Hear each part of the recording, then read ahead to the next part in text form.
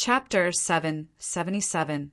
Feng Zichen thought this human clan genius was a good person, and Feng Zichen thought that he had a great chance of becoming the human king. Unexpectedly, this guy with thick eyebrows and big eyes turned out to be the reincarnation of the Chaos Fiend God. Good Lord, he hid so well that Feng Zichen was almost fooled by him. Yes, this man was the Chaos Fiend God. Whether it was the gods in the outside world or the ordinary human youth hiding in the human clan, they were all pretenses deliberately left by him to hide his true identity.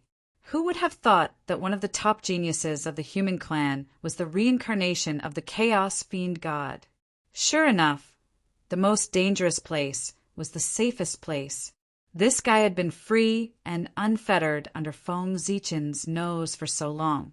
But Feng Zichen didn't notice anything unusual. That was really something. This time, the Chaos Fiend God was careless. Otherwise, Feng Zichen wouldn't have been able to discover his identity. At that time, he would inevitably be tricked by this Chaos Fiend God. After secretly calculating, Feng Zichen found that this Chaos Fiend God had started to plot against the human clan at least hundreds of thousands of years ago. As for how he hid from Feng Zichen's perception, he could only say that this Chaos Fiend God was really ruthless. In order to prevent his identity from being exposed, he first reincarnated several times in the untainted land to wash off his chaotic aura, and then reincarnated into the human clan. Then he didn't rush to carry out his plan, but continued to reincarnate in the human clan. After dozens of reincarnations, he lurked in the human clan. No wonder he dared to show up in front of Feng Zichen without being afraid of being exposed. After reincarnating in the human clan dozens of times, this Chaos Fiend God was no different from a real human clan. Even now, Feng Zichen didn't see any difference between this Chaos Fiend God and a real human clan. Since this Chaos Fiend God had concealed himself so deeply, how had he been exposed? It could only be said that he was too greedy.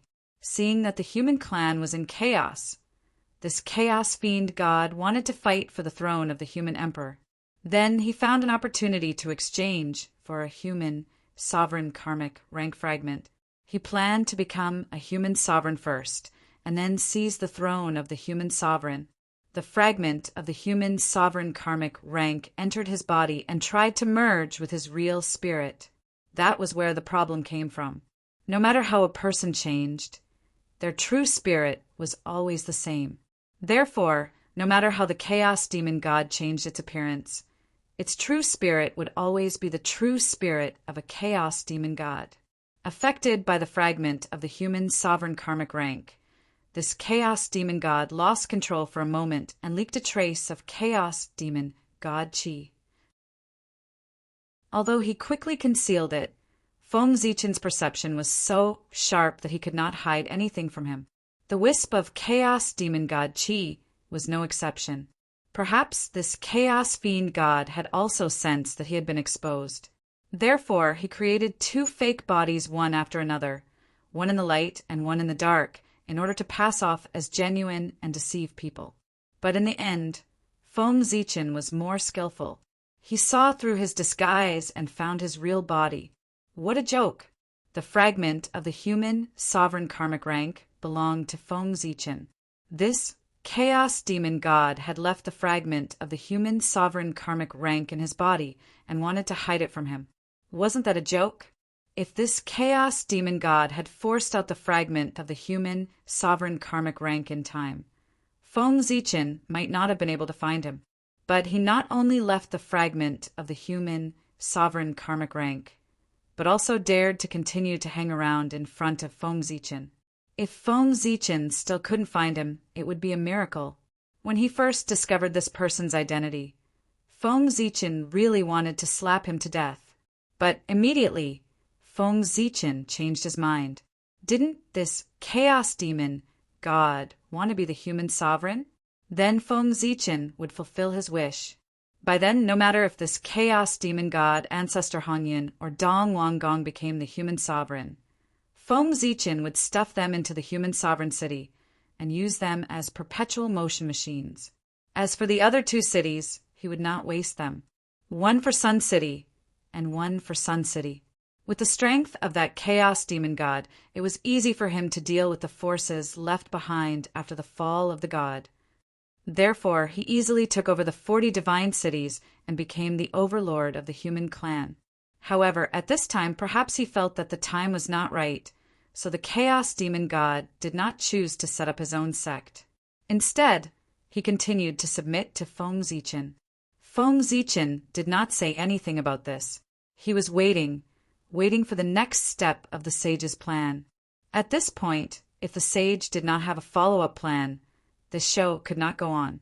As expected, as Feng Zichin expected, the 5 sages finally decided to take action.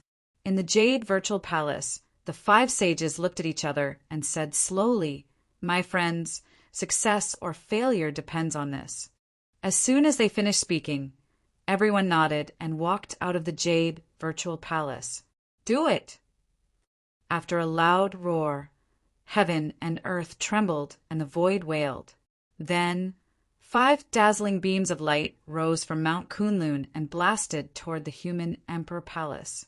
The 5 lights were the ultimate Khanate treasure, Tai Chi diagram, Panga's banner, the 4 immortal slaying swords, and the supreme grade Khanate merit spiritual treasure, the 12th grade golden lotus of merit, and the eastern cyan treasure lotus flag. Rumble. The 5 ultimate Khanate treasures blasted from Mount Kunlun and broke through layers of the void. In the blink of an eye, they arrived at the human clan's territory. Sensing the danger, the immortal dragon city suddenly exploded. Endless divine light rose and turned into a bright light screen in front of the human clan's territory, trying to block the attack. But the result was that it collapsed at the first touch. In front of the 5 ultimate Khanate treasures, the powerful immortal dragon city was defeated without any resistance. After that, the boundary of the 9 states rose. The vague shadows of the 9 cauldrons appeared and suppressed the endless void. The powerful force spread and formed a huge boundary in the sky above the human clan's territory. Unfortunately, the result was no change at all. In the face of the combined attack of the 5 sages, the boundary of the 9 states, which was known as the strongest protection of the human clan, was easily shattered like paper. After destroying the immortal dragon city and the boundary of the 9 states, the 5 saints' treasures continued to blast forward. Their target was the human sovereign palace. Danger! Extreme danger! In the human sovereign palace, seeing the 5 saints' treasures blasting toward him, Feng Zichin felt a sense of danger that he hadn't felt in a long time. If this blow landed, there was a high chance that he would die. Even if his strength had recovered to the level of primordial chaos Daluo Jinxian, it would still be the same. Even if Feng Zichin was at his peak, he would be severely injured by the combined attack of the 5 sages, let alone when he was not at his peak. Just as Feng Zichin expected, the 5 sages' follow-up plan had arrived. But he thought of many possibilities, but he did not expect that the 5 sages would choose to attack him directly. What an unexpected result! Heavenly Cycle Palace, activate! Human Tao Imperial Seal, activate! 10,000 Spirit Crown, bless me! Human Tao Divine Ring, protect me! Almost instantaneously, Feng Zichin used all the means at his disposal, preparing to resist the attack. The sages had calculated that he would not dodge, so they chose to launch this attack. That's right, Feng Zichin could not dodge this attack, nor could he counterattack. He could only choose to resist it, because behind him was the ancestral land of the human race. If Feng Zichin dodged, the sage's attack would definitely blast the ancestral land of the human race into powder. And if he chose to counterattack, the energy fluctuations produced after the collision of these 2 powerful forces would be enough to flatten the human territory. No, not just the human territory, but the primordial land might collapse into pieces. Therefore, Feng Zichin had no way out. In the face of this attack, he could only choose to resist it. With a whoosh, the human Tao Imperial Seal flew over and turned into a huge finger. It stood in front of Feng Zichen as if it was supporting the heavens and the earth. At the same time, the 10,000 spirit crown on his head bloomed with bright light. 72 colored Tao lights hung down and draped over Feng Zichen's body, protecting him firmly. In addition, a bright divine ring appeared behind Feng Zichen's head and surrounded him. This was the human Tao divine ring. It was the blessing of the human Tao to Feng Zichen. With this ring, no one below the primordial chaos could hurt him. As for the power above the primordial chaos, it would also weaken it. And these were not Feng Zichen's strongest defenses. His greatest trump card was the universal palace located in the primordial land. It was the galaxy cosmic light formation formed by it, as well as the god Pangu, Rumble. Under Feng Zichen's command, whether it was the universal palace in the human territory or the human Tao palace located in the primordial land, they all trembled and spewed out endless divine light. Those lights, with the human emperor palace as the center, connected and intersected with each other on the ground. Soon, they formed a huge formation on the ground. It was the Earth version of the galaxy cosmic light formation. Boom! Bright Tao lights spewed out from the ground, blotting out the sky and covering the sun, covering the radiance of the sun, moon, and stars. Whoosh! Then the river of stars surged, vast and mighty, surging endlessly. Cosmic light flashed, accompanied by the river of stars. There was not one, but two of the galaxy cosmic light formation, one large and one small, one positive and one negative. They intertwined on the ground, increasing the power of the galaxy cosmic light formation by several folds. Rumble! The faint image of the god Pangu quietly appeared, standing tall on the primordial land and gradually becoming one with Feng Zichen. Just as Feng Zichen used all of his techniques, the Dharma treasures of the 5 saints also arrived.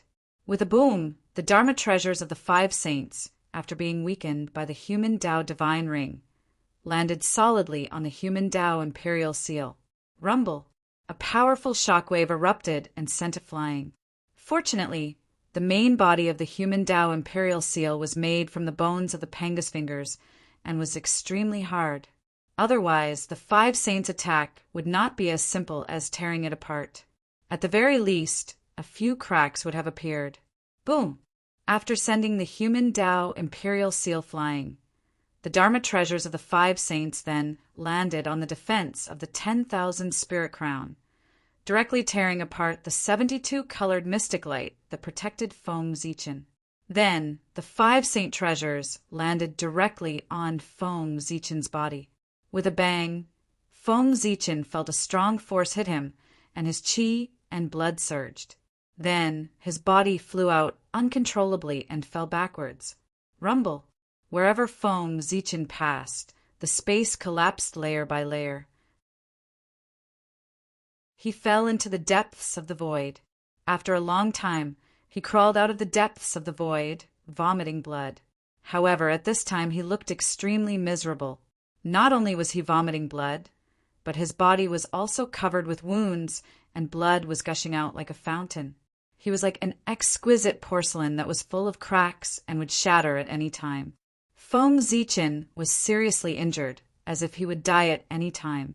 After crawling out of the depths of the void, he immediately went into the human emperor palace and announced that he would be in seclusion and would not see outsiders. Just as he fell into the depths of the void, the Dharma treasures of the 5 saints had already disappeared. Not long after Feng Zichen announced that he would be in seclusion, the news of him being seriously injured and dying spread throughout the untainted land like a storm. Outsiders were shocked by the courage of the saints. They dared to attack the human emperor. They were really lawless. As for the human clan was already in a precarious situation. After knowing that the human emperor was seriously injured and dying, there was an undercurrent surging. Especially those with ulterior motives, they found an opportunity to put on one big show after another in the human clan. It could be said that it was very exciting. Anyway, after the news of Feng Zichen's injury spread, The hearts of the entire untainted land could be said to be fluctuating. At this moment, what was Feng Zichen doing in the human emperor palace? Was he healing? No, he was crying out in pain. He was not injured at all. What was there to heal? The joint attack of the 5 saints was indeed very strong. However, after being weakened by so much power, how much power was left? When it hit Feng Zichen's body, it was a little exaggerated to say that it was just an itch, but it did not cause any harm to him. It only made his qi and blood tumble, and he was also sent flying. Other than that, Feng Zichen was not injured at all. However, it was quite painful. As for why he was so miserable, it was naturally an act. The saints did not hesitate to attack him. If Feng Zichen did not act more miserable, how could the saints continue the show? Curious about the saints' purpose in attacking him, Feng Zichen was naturally very cooperative and was seriously injured and dying. He wanted to see what the saints were going to do next. At the same time, the 5 saints were obviously not in a good mood. How could they not pay a price for attacking the human emperor at his peak? Not long after they attacked Feng Zichen, the powerful backlash came.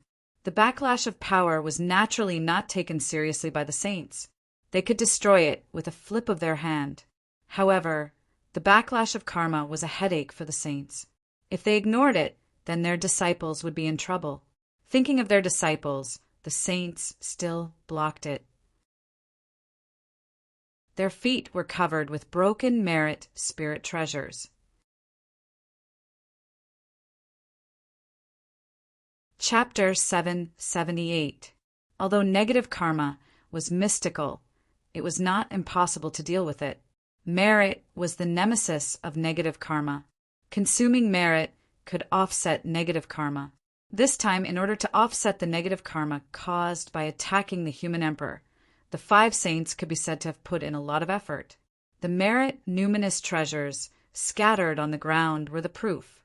One could see that the spiritual light on the merit numinous treasures had become extremely dim. It was obvious that their spirituality had decreased greatly. Moreover, their bodies were already full of cracks, as if they would shatter at any time. The reason for all of this was that the merit on their bodies had been used up in order to offset negative karma. With the depletion of merit, the spirituality of these dharma treasures naturally decreased greatly, and their power was also greatly reduced.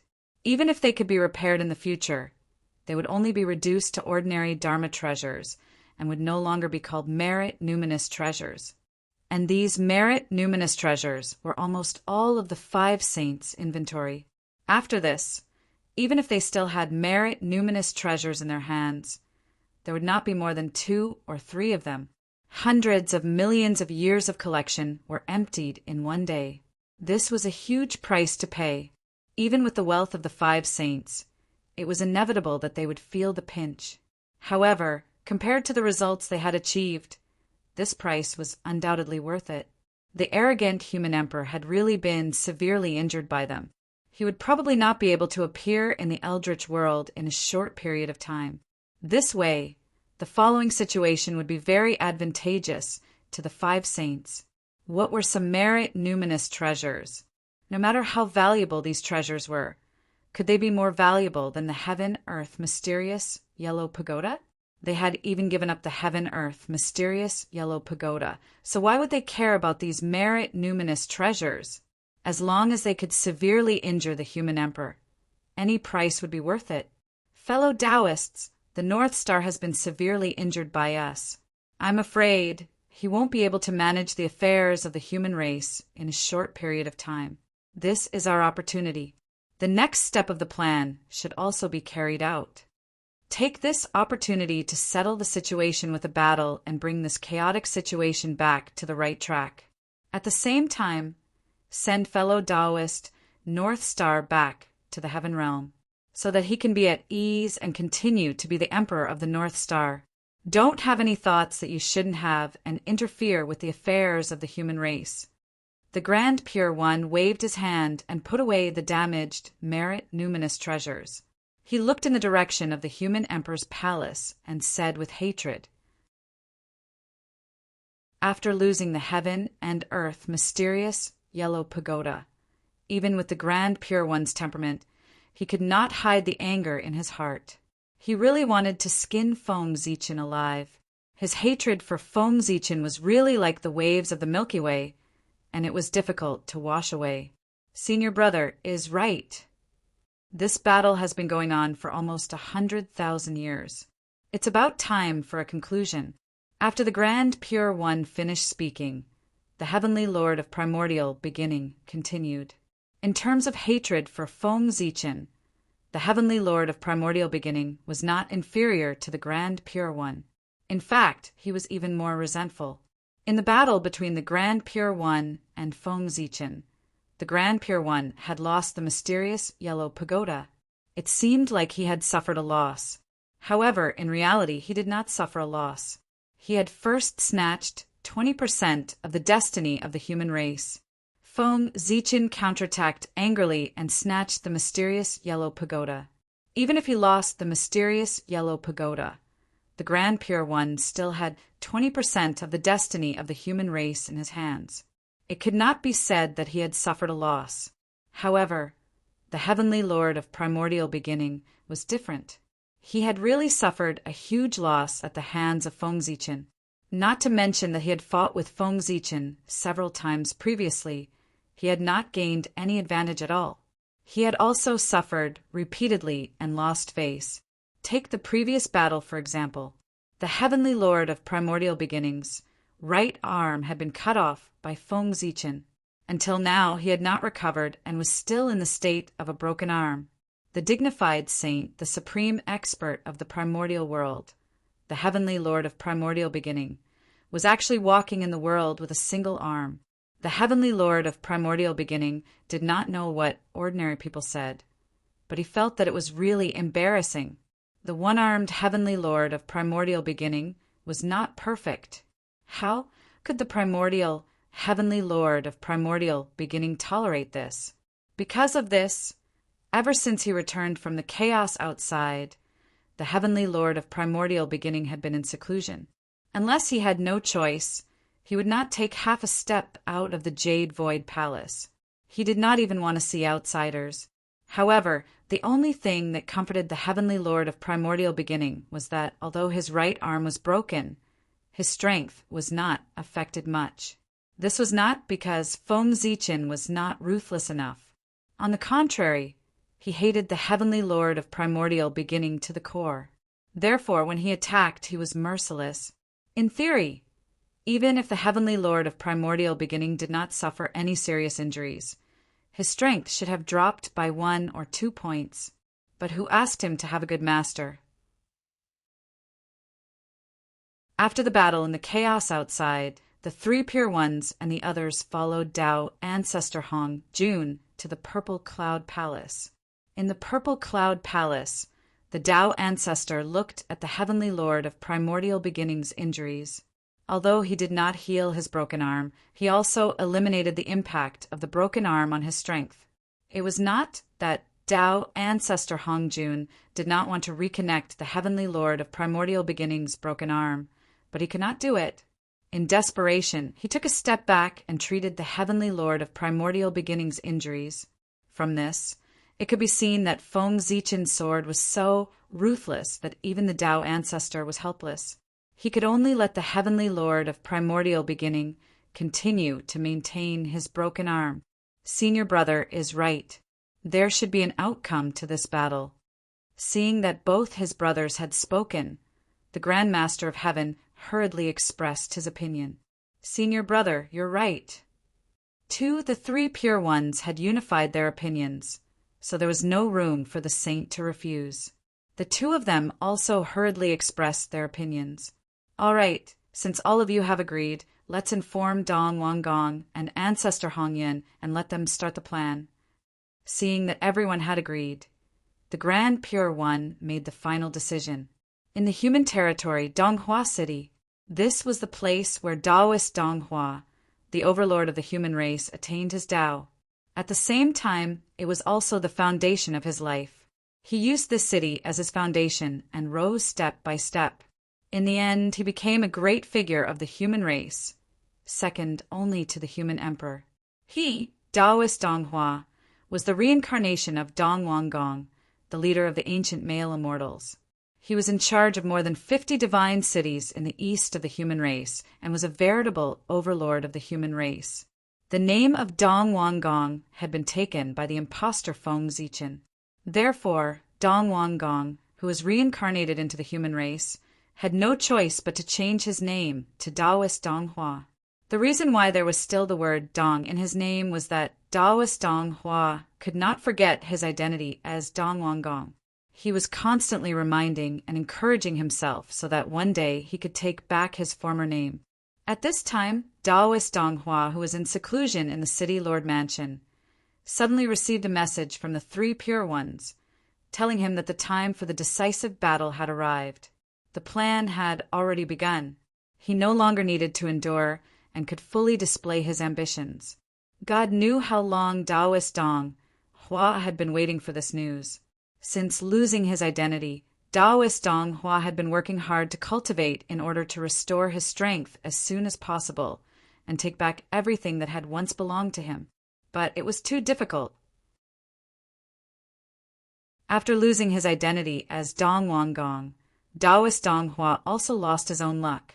Without the assistance of Providence, his cultivation speed would undoubtedly become extremely slow. But no matter how difficult it was, he had to find a way to overcome it.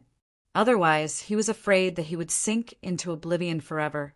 For this reason, Taoist Donghua had tried everything. Finally, one day, Taoist Donghua accidentally obtained a divine city imperial jade seal, and from then on, his road to hegemony began. In the battle for the divine city, Taoist Donghua seized more than 60 divine cities of the human clan in one fell swoop. With this, he was infused with the luck of the human clan, and his cultivation level was restored to the sage-to-be level, becoming a mighty figure of the generation. Originally, Taoist Donghua should have been stronger, but unfortunately, Didi appeared out of nowhere and took more than 10 divine cities from him, causing Taoist Donghua's strength to drop a few points. However, even so, he was still the top existence of the human clan. Without the human emperor, few people in the human clan could match him. Waking up from his memories, Taoist Donghua suddenly got up and walked out of the quiet room to summon his civil and military officials to the council hall for a discussion. He wanted to tell everyone that the era of great battle had arrived. In addition to Donghua City in the western part of the human clan's territory, a divine city called Yin City was also not peaceful. The existence who ruled Yin City was as famous as Taoist Donghua, Taoist Yun. This person was also one of the overlords of the human clan, ruling more than 50 divine cities in the west. There was no doubt that Taoist Yun was the reincarnation of ancestor Hongyan. As for why he was called Taoist Ziyun and not ancestor Hongyan, there was also a reason. Ziyun naturally referred to Hongyan. Ziyun referred to Hongming's purple qi. Ancestor Hongyan wanted to become a saint in this life, so he took a character from Hongming's purple qi and his own name to form his new name.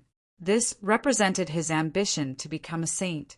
It was ridiculous that he could become a saint just by giving a name. This saint was really cheap. Not to mention Taoist Ziyun's name, his experience was completely different from Taoist Donghua's. Taoist Donghua was able to achieve what he had today all by his own efforts, and during this period he had encountered countless dangers. He was really fighting for his future with his life. However, Taoist Ziyun was different. Because of the fire cloud cave, his journey could be said to be smooth. He could pick up treasures while walking on the road. With a shake of his body, there would be magi coming from all directions to worship him. He was a proper protagonist template. Taoist Ziyun did not participate in the battle of the divine cities at all. As for why he, who did not participate in the battle, would control so many divine cities of the human clan, it could only be said that he was lucky and could really do whatever he wanted. When people sat at home, the jade seal of the divine cities would come from the sky. There was no need to fight at all. The jade seal of the divine cities would always appear by Taoist Ziyun's side through various coincidences and be obtained by him. Ever since Taoist Ziyun's debut, the only time he suffered a loss was when he was defeated by deity, who took more than 10 divine cities of the human clan from him. This was something that could not be helped. After all, for the untainted land, the chaos demon gods were bugs, and most of the existing rules were useless to them. It was normal that Taoist Ziyun's luck could not affect deity. To be honest, if there was no Feng Zichen, ancestor Hongyan would be the destined human emperor. The luck brought to him by the Fire Cloud Cave was really too strong. To put it in another way, all the sages of the human clan who lived in the Fire Cloud Cave, including the 3 sovereigns and 5 emperors, had to give a wisp of luck to ancestor Hongyan, the original owner of the Fire Cloud Cave. Ancestor Hongyan, who had such a strong luck, would definitely have the disposition of the human emperor if he was reincarnated into the human clan. It was a pity that he chose to be the enemy of Feng Zichen. Otherwise, he might have a chance to become the human emperor. However, what was certain now was that he, who was the enemy of Feng Zichen, was destined to go against the position of the human emperor.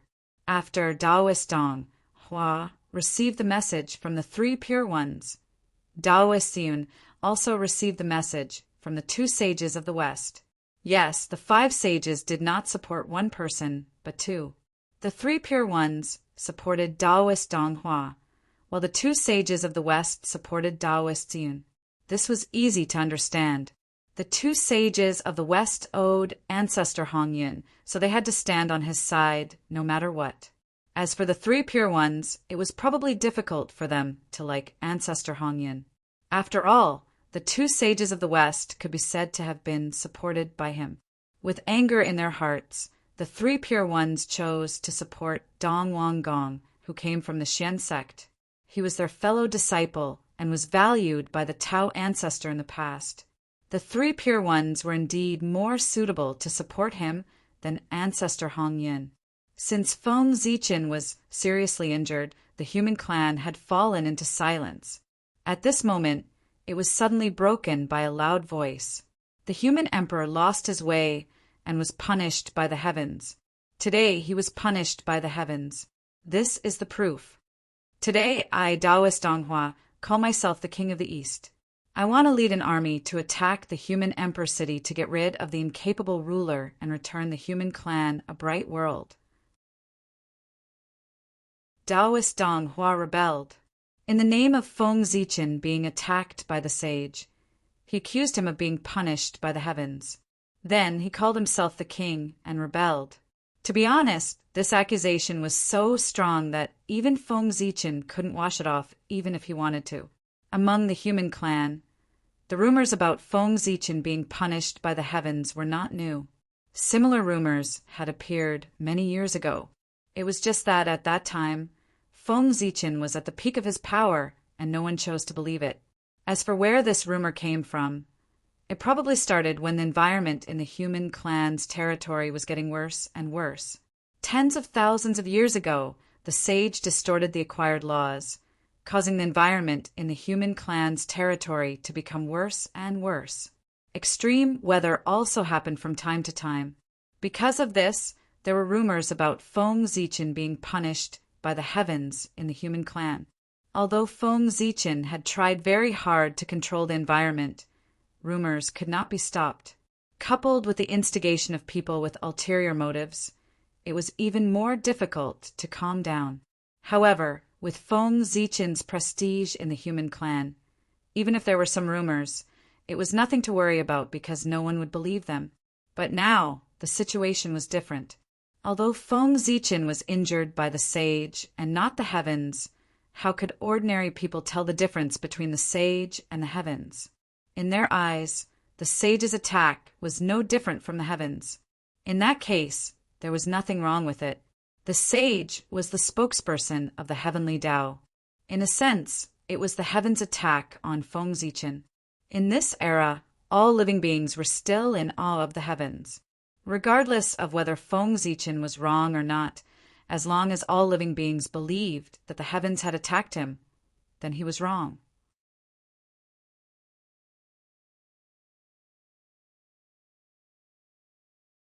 Chapter 779. God would not attack good people. Therefore, those who were targeted by God must be bad people. The logic was perfect and impeccable. Feng Zichen was really a bad person, a tyrant. Not long after Taoist Donghua and Taoist Yun openly rebelled, God, the demon god of chaos who had transformed into the heavenly son of the human clan, finally could not hold back and announced a rebellion in the name of the human emperor. However, in addition to being cruel, he also gave Feng Zichen the title of being jealous of the virtuous. He revealed his identity and said that he was the fallen god. It was Feng Zichen who was jealous of his virtuousness and worried that he would threaten his position after he grew up. Therefore, after he seized more than 40 divine cities of the human clan, he secretly plotted against him and planned to kill him to prevent future troubles. Fortunately, he was blessed by God. He was born with 2 souls, so he escaped the disaster and had the opportunity to expose Feng Zichen's ugly face in front of the world. As soon as he said that the world was in an uproar, anyone with a little cultivation would definitely not believe in God's words. The Daluo Taoist priests who had cultivated for 100 years was simply an insult to everyone's IQ if they insisted that God was not a problem. However, God's words did not need to be believed. He was just looking for a good reason for his rebellion, and at the same time attacking Feng Zichen's prestige. In addition to him, those with ulterior motives also did not believe in God's words. However, this did not prevent them from using this as an excuse to desperately smear Feng Zichen. After all, rebellion was a dishonorable thing and not a righteous thing. Therefore, in order to establish their righteous image, they had to desperately smear Feng Zichen. Only by completely smearing Feng Zichen's reputation could their actions be regarded as righteous and a very glorious thing. It was an uprising, a rebellion against the oppression of a tyrant, not a rebellion for power. Of course, there were those who did not believe, and naturally there were those who believed. It should be known that there was no lack of ignorant people in this world. After seeing Feng Zichen suffer the wrath of heaven, they would naturally think that he was a sinner. Next, no matter who splashed dirty water on Feng Zichen, regardless of whether it was true or not, as long as there was a first impression, they would choose to believe it. Even if the evidence was placed in front of them, they probably wouldn't change their minds. Ignorant and paranoid. The root cause of this was Feng Zichen. His plan to enlighten the people had not yet been perfected. If everyone could be enlightened and no longer be ignorant, then these rumors could be dispelled by themselves and would not be able to shake Feng Zichen in the slightest, because no one would believe him.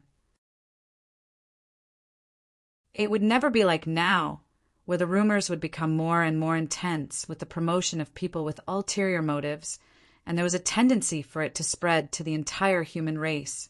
Of course, although the rumors were fierce, Feng Zichen had ruled the human race for so many years that there were still some loyal people. Almost all the Khanate Taoist priests of the human race were loyal to Feng Zichen. There were also the royal families, and the big families of the human race who were also loyal to him. In addition, Feng Zichen also controlled more than 80% of the human race's forces. The rebellion of Taoist Donghua, Taoist Yun, and deity seemed to be great, but in comparison, one would find that even if the 3 of them worked together, their strength was far less than Feng Zichen's. The rebellion of the 3 of them was tantamount to hitting a stone with an egg.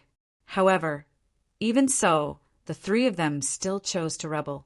It was not that they were stubborn, but that they each had something to rely on. As soon as the 3 of them announced the rebellion without needing Feng Zichen's order, his subordinates acted separately. The sages of the human race, led by Feng Kangmeng, did their best to suppress the rumors. As for the Taoist priests of the human race, they left the ancestral land of the human race one after another and went to the major divine cities of the human race in person to stabilize the people's hearts. As soon as Feng Zichen's side worked hard, the more than 200 divine cities under his rule were quickly stabilized, and all kinds of rumors about Feng Zichen faded and disappeared. However, outside the 200 divine cities of the human race, Feng Zichen was a little far away from the sphere of influence controlled by Taoist Donghua, Taoist Yun, and deity. The rumors became more and more intense. Soon, the understanding of the human race in these more than 160 divine cities of the human race about Feng Zichen gradually stopped at the level of a tyrant. People were forgetful. No matter what contributions Feng Zichen had made to the human race before, they would not care. They only knew that Feng Zichen had been punished by heaven and was a tyrant. After listing the 10 major crimes of Feng Zichen, deity Taoist Yun and Taoist Donghua sent troops at the same time, from the south, west, and east, respectively, to the ancestral land of the human race, intending to overthrow Feng Zichen's rule. Rebellion? Discredit? Is this your way? That's undoubtedly disappointing. The hundreds of Daluo, Taoist priests of the human race are not here to play. With them in charge, even if the 3 of them turn out in full force, they can't take down the divine cities of the human race. In the human emperor palace, Feng Zichen looked at the changes of the human race with a look of interest in his eyes. He wanted to see what other plans the 5 saints had. They must have a backup plan, otherwise. The hundreds of Daluo, Taoist priests of the human race were there. This alone was enough to make the 3 rebels despair. Feng Zichen could roughly guess the saints' plan.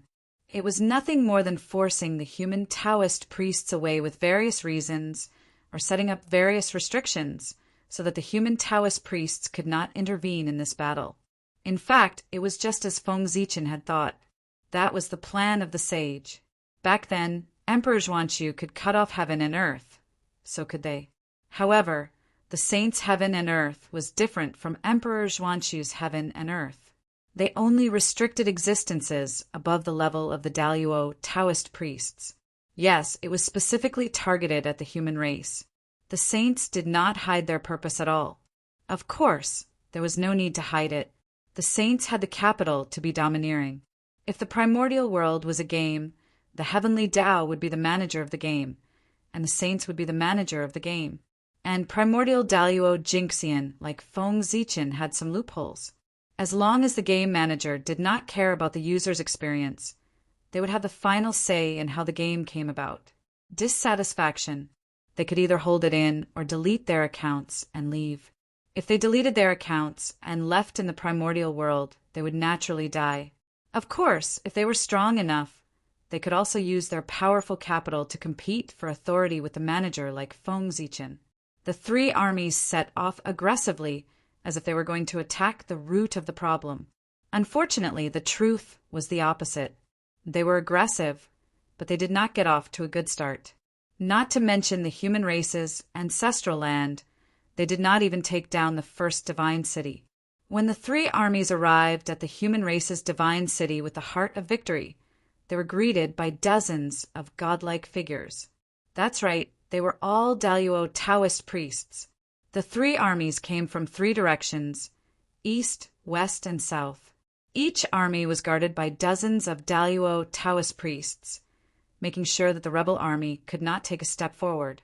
The rebel army still had the courage to fight with a few Daluo Taoist priests, but dozens of Daluo Taoist priests were a little difficult for them. If they were not worried about the revenge of the saints, the reincarnations of the ancient powerhouses would have run away long ago. Speaking of which, it was not that there were no Daluo Taoist priests among the reincarnations of the ancient powerhouses. However, how could the number of Daluo Taoist priests be compared to the number of Daluo Taoist priests of the human race? If the human race Taoist priests rushed forward, even a sage-to-be would have to die, let alone the reincarnations of the ancient powerhouses. As for resurrecting the ancient demon gods, it was fine if Tai had not been resurrected. But now that he had been resurrected, the saints did not dare to think about it anymore. It would be hilarious if the demon race became a huge threat after the human race was dealt with. Brothers, it's time to attack. Looking at the 3 armies that were blocked, Saint Zhuan Ti said in a deep voice, "The sea of laws was broken by us, and now it's going to be rebuilt in our hands. Everything is destined. After Saint Juin Ti finished speaking, Saint Jieyin could not help but sigh. Hearing this, Saint Taiching glanced at Saint Jieyin thoughtfully. A strange light flashed in his eyes, but he did not say anything. He only raised the Taiji diagram and prepared to repair the Sea of Laws. However, just as the 5 saints were about to attack, there was a change in the chaos outside the sky. Balls of chaos origin suddenly appeared and floated in the chaos outside the sky. Like a placenta, they kept squirming. Dong! Dong! Dong! Dong! Loud heartbeats came from the placenta formed by the chaos origin, causing the surrounding chaos chi to vibrate and resonate with it. Inexplicably, mysterious voices suddenly sounded in the chaos outside the sky. The tone was unusually ancient and mysterious, as if the great Tao was whispering and contained incredible power. This was not the language of the primordial world, but the language of the ancient chaos demon gods. It was the chaos divine language, the divine language passed down by the great Tao. The Tao rumbled and resonated with the chaos outside the sky. The surrounding chaos chi immediately boiled and rushed toward the placenta. Then a shocking change happened. Khanate ferocious beasts crawled out of the placenta and roared in the chaos outside the sky. Roar, roar, roar, roar. The loud roars of the beasts reverberated in the chaos outside the sky, causing the surrounding chaos chi to boil even more. It formed a tide that could destroy the world and swept toward the primordial world. Rumble! The tide of chaos from the sky swept over and slammed into the barrier of the boundless starry sky, causing it to tremble.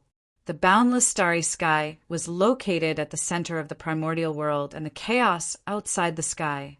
It was the biggest barrier of the primordial world and had been resisting the invasion of the chaos for the world. How can this be? Why is the chaos outside the sky suddenly rioting? The moment the boundless starry sky was attacked by the chaos outside the sky, Great Emperor Zue, who was observing the situation of the human race on Zue planet, couldn't help but turn his head and look at the chaos outside the sky in surprise. Then he saw a dense crowd of Khanate ferocious beasts. Hiss! Seeing this, Great Emperor Zue couldn't help but gasp. This wasn't fear, this was excitement. Looking at so many Khanate ferocious beasts, Great Emperor Ziwei's eyes lit up. The chaos demonic god was truly a good person. Not long ago, he was still worried about where to find more than 360 Khanate ferocious beasts at the level of Daluo Taoist priests. Now they were all here. As far as the eye could see, there were more than 1,000 Khanate ferocious beasts in the chaos outside the sky. It was densely packed. Foam Zichin would believe it if he said there were 10,000 of them, and at least 1/10 of these Khanate ferocious beasts were at the level of Daluo Taoist priests. 1/10 of 10,000 Khanate ferocious beasts was equivalent to 1,000. 1,000 Khanate ferocious beasts at the level of Taoist priests. Only the chaos demon gods could take out such a big sum. Of course, the chaos demon gods here were those in the chaos outside the world, not the group of cripples in the realm sea. 1,000 Khanate ferocious beasts were definitely enough to satisfy Foam Zichin's needs.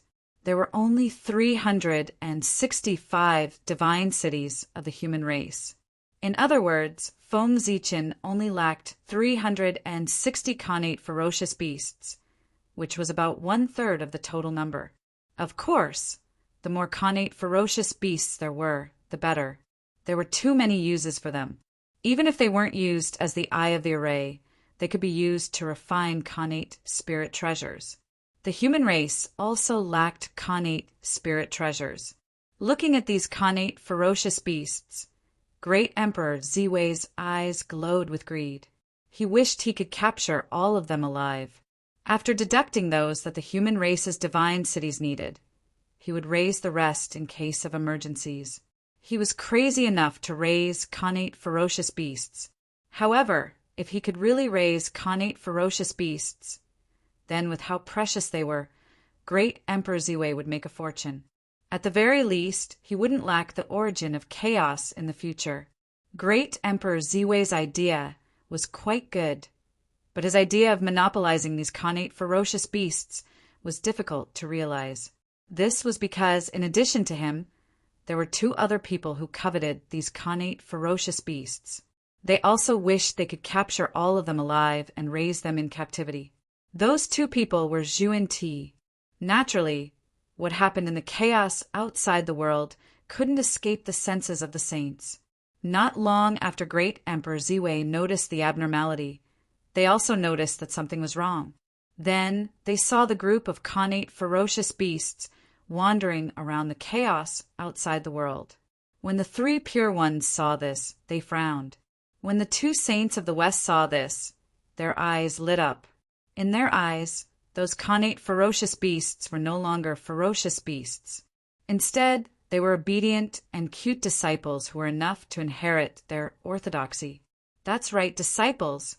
The main source of the Western sect's disciples was the connate ferocious beasts that the two saints of the West had enlightened. However, how could the connate ferocious beasts that they had spent so much effort to find in the primordial world be compared to the connate ferocious beasts that were directly created by the chaos fiend god? These connate ferocious beasts were the future pillars of the Western sect.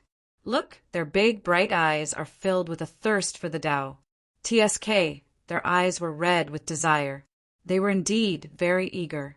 If they could capture all of these connate ferocious beasts and enlighten them one by one, then the Western sect's day of prosperity would not be far away. Looking at the connate ferocious beasts in the chaos outside the world, the two saints of the West thought, TSK, the connate ferocious beasts that everyone hated in the past had now become rare creatures. It was really rare. The world was really unpredictable. Great Emperor Ziwei wanted to capture the connate ferocious beasts and use them as the array core of the human race's divine city. The two saints of the West wanted to capture the connate ferocious beasts and cultivate them as disciples.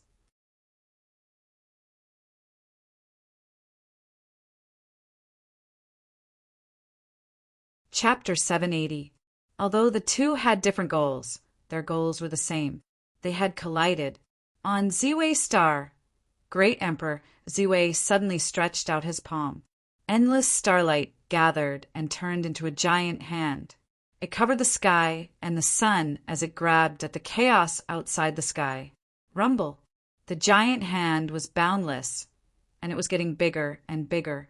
When it first left Ziwei's star, the giant hand was only the size of Ziwei's star. But as it attacked with the support of Zhouxing, it became bigger and bigger. When it rushed out of the boundless starry sky and arrived at the chaos outside the sky, it was already half the size of the boundless starry sky. The giant hand covered the sky and swept over from the boundless starry sky, almost enveloping all the innate beasts. With a grab, the innate beasts that were enveloped by it all surged uncontrollably toward the palm of the giant hand. Great Emperor Ziwei's palm actually wanted to capture all the innate beasts. Seeing this scene, Saint Zhu Ti and Saint Zhu Yin on Kunlun Mountain were stunned. They couldn't help but curse. This attack was too ruthless. He didn't intend to leave a single one for others. It wasn't good to eat alone. Anxious, Zhu Ti and Saint Zhu Yin attacked at the same time. They attacked the giant hand that Great Emperor Ziwei had grabbed out. These innate beasts were the key to whether the Western sect could prosper. They couldn't fall into the hands of outsiders. Zhu Ti and Saint Zhu Yin were fast, but someone was faster. They were the chaos demon gods who had hidden in the chaos outside the sky and released these innate beasts.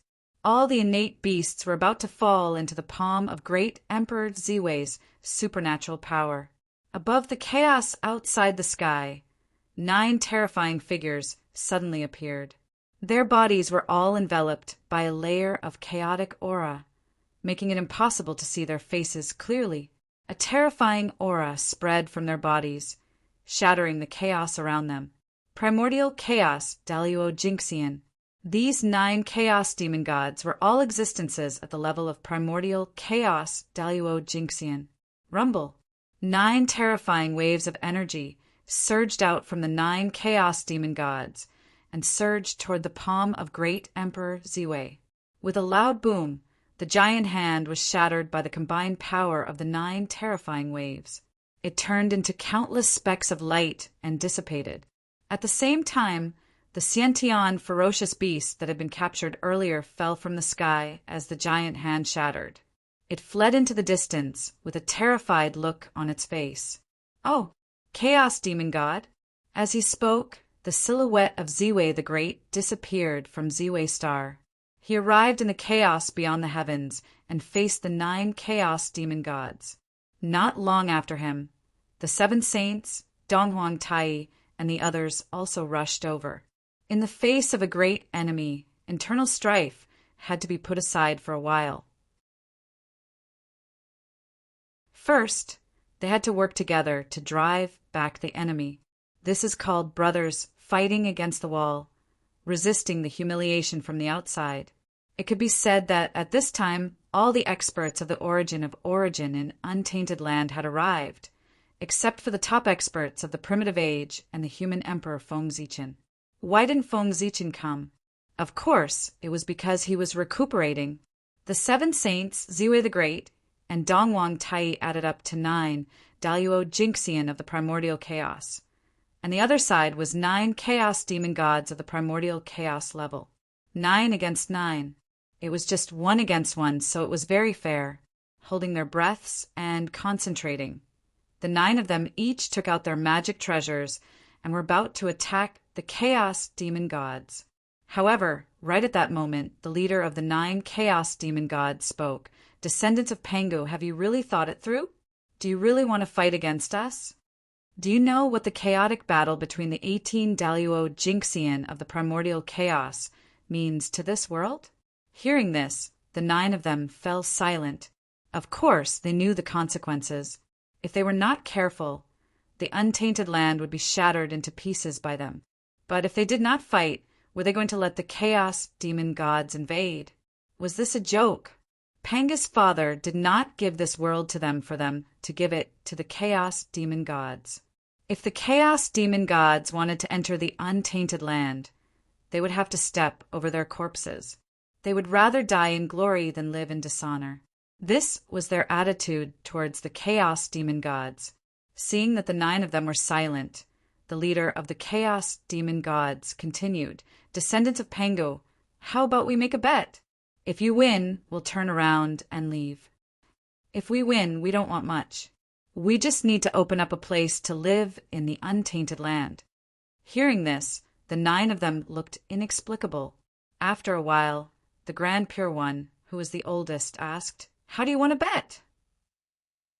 To the 9 of them, although they did not want to see the chaos demon gods enter the untainted land, they were even more unwilling to fight with them. That was because the price was simply too great. They were almost risking the destruction of the untainted land to fight with them. Dancing on a steel wire rope was like that. Hearing the Grand Pure One's question, the leader of the chaos demon gods knew that they were tempted. Therefore, he said, "It's simple. We won't attack and let our subordinates fight." With that, the leader of the chaos demon gods pointed at the connate ferocious beasts that were making a scene in the chaos outside the sky and said, "Do you see these connate ferocious beasts? Next, I'll let them charge into the untainted land. And what you have to do is to let your subordinates do their best to stop the connate ferocious beasts." In the end, when the connate ferocious beasts are all killed by your side, nothing will be mentioned. But if your side is no match for the connate ferocious beasts and is attacked by them into the untainted land, all the places that have been ravaged by the connate ferocious beasts will belong to us, the chaos demon gods. In that case, what do you think? After saying that, the leader of the chaos demon gods stopped talking and just stared at them quietly, waiting for the 9 of them to answer. The 9 of them looked at each other and communicated with their eyes, but they did not make a decision for a long time. They were waiting for the person who could make the decision to speak. Although the Chaos Fiend God Baba had said a lot to the 9 of them, his words were in vain, because they could not make the decision for such a big matter. But don't forget that although the 9 of them were strong, they were only the managers of the untainted land and not the masters of the untainted land. It was not their turn to be the masters of the untainted land. From the beginning to the end, there was only one person in charge of the untainted land, and that was Tao ancestor Hongjun. Whether or not they agreed to the bet proposed by the Chaos Demon God still depended on Tao ancestor Hongjun's opinion. Silence. Endless silence. If Tao ancestor Hongjun did not speak, the 9 of them did not dare to agree to anything. Otherwise, when Tao ancestor Hongjun spoke and his opinion was different from theirs, it would be awkward. After an unknown period of time, when the Chaos Demon God was about to get impatient, Tao ancestor Hongjun, who had gone offline, finally came online and sent a message to them. Okay. When they heard the ethereal Tao sound in their ears, the 9 of them immediately heaved a sigh of relief. Even they would feel tired after maintaining their energy and confronting others at a high intensity. After shaking his sleeves, the Grand Pure One said to the impatient Chaos Demon God, "We agree to your suggestion. When will the bet begin?" Hearing that, the leading Chaos Demon God's eyes lit up and he said, "I won't take advantage of you. I'll give you 100 years to mobilize your troops and gather your men. 100 years later, it will be the time when the innate stage ferocious beasts attack the untainted land." After saying that, the 9 Chaos Demon Gods slowly disappeared into the chaos beyond the sky. The Chaos Demon God was much more familiar with the chaos than them. It was almost equivalent to having the home field advantage. It was really difficult to defeat the Chaos Demon God there. Fighting in an away field was already disadvantageous to the 9 of them. Besides, who knew if there were other Chaos Demon Gods lurking in the dark? It was because of these concerns that the 9 of them did not choose to fight the Chaos Demon God. The Chaos Demon God had a strong foundation and was not afraid of losing. He could fight with them at any time. However, they were different. They could not lose. Once they lost, they would lose everything. Therefore, the 9 of them would not easily start a war with the Chaos Demon God without full confidence. Of course, the great Emperor of Ziwei did not know what others thought about the current outcome, but he was still quite satisfied, because this was what he had been hoping for. If they really fought with the Chaos Demon God, the great Emperor of Ziwei was not confident that he could capture 360 innate stage ferocious beasts alive during the war. But now it was different. Although he could not fight in terms of subordinates, which race in the untainted land could be compared to the human race, it would not be difficult to take down 300 innate stage ferocious beasts if 300 innate stage Taoist priests attacked together. Besides, who said that the human race was the only force under Feng Zichen's command? What other paths of celestial demons did he have? And the boundless starry sky. Although most of the innate star gods were killed by the demon race, there were still some who survived. And this was the greatest foundation of the boundless starry sky. Among the ancient innate star gods, none of them was weaker than the innate Taoist priests. There were even a few sage-to-be among them. Feng Zichen secretly calculated that he could mobilize about 400 Daluo Taoist priests without exposing the foundation of the human race. This force was enough. He also had the blood altar, which could resurrect the Daluo Taoist priests infinitely. This made them invincible. In this way, it should not be difficult to take down 400 innate stage ferocious beasts at the level of the Taoist priests.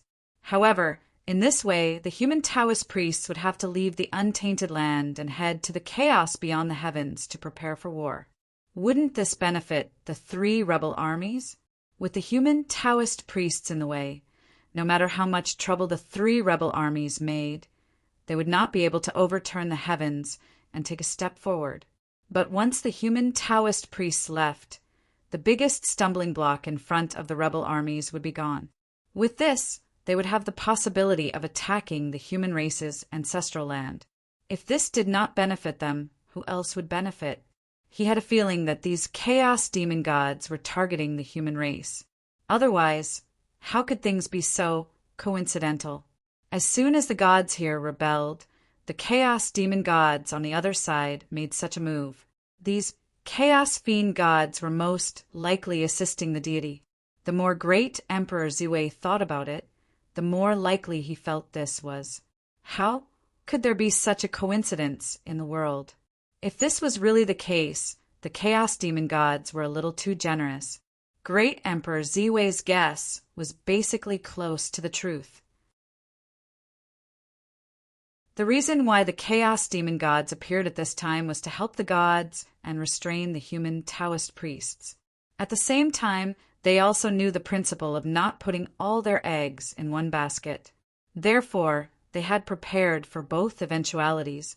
In addition to the gods causing trouble in the human race, they also made a bet with the 9 people to send innate stage ferocious beasts to attack the untainted land. In this way, as long as either of these 2 plans succeeded, their purpose of entering the untainted land would be achieved. The 9 people present were all smart. After thinking for a while, they understood the chaos demon god's plan. But there was nothing they could do about it. In the battlefield with the chaos demon gods, there was no doubt that they were the weak group and could only passively defend. When the chaos demon gods made a move, they could only respond. Moreover, the untainted land was their home ground. The chaos demon gods thought that they had succeeded, but they didn't know that the 9 people were planning to make them lose both their lives and their wealth. The 9 people looked at each other and didn't say anything. Then they went back to mobilize their troops. Although it was said that they were mobilizing their troops, only the human race, the wizard race, and the demon race occupied the majority. In the current untainted land, perhaps only these 3 races could mobilize hundreds of Daluo Taoist priests. That's not right. Perhaps the 3 races could also mobilize so many Daluo Taoist priests. However, since ancient times, the 3 races had become unusually low-key. No one knew how much strength they had hidden. TSK, gods, I really underestimated you. I didn't expect the chaos demon gods to be willing to spend so much on you. They even didn't hesitate to start a war with the untainted land. How surprising. In the human emperor palace, Feng Zichen, who was recuperating from his illness, couldn't help but look surprised when he learned everything that had happened in the chaos beyond the heavens through great Emperor Ziwei. He had always been on guard against the 5 saints. In fact, he even planned to take advantage of the time when the 5 saints were attacking to give them a harsh lesson. But in the end, he didn't expect the chaos demon gods to attack before the 5 saints and completely disrupted Feng Zichen's plan. As a result, the 5 saints escaped the disaster. The 5 saints were quite lucky. This time, the chaos fiend god had indirectly helped them. They had defended against everything, but they had forgotten about the chaos demon gods. Instead, they had been schemed against by him. That was enough. Alas, it was retribution. Feng Zichen had schemed against the chaos demon gods so many times. Why couldn't he get back at him for once? Anyway, he didn't lose much.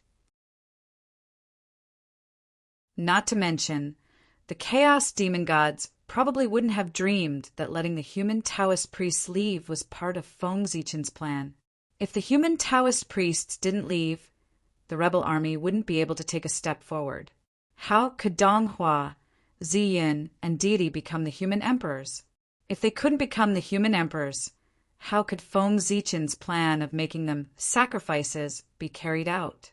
Therefore, even if the chaos demon gods hadn't come, Feng Zichen would have found a way to find a reason to send the human Taoist priests out of the untainted land. Otherwise, how could he continue the big show?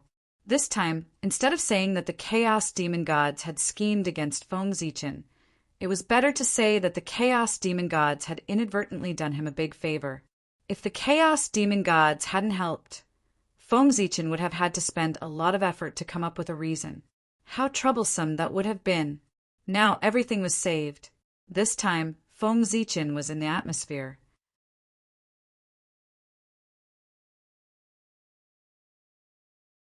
Chapter 781.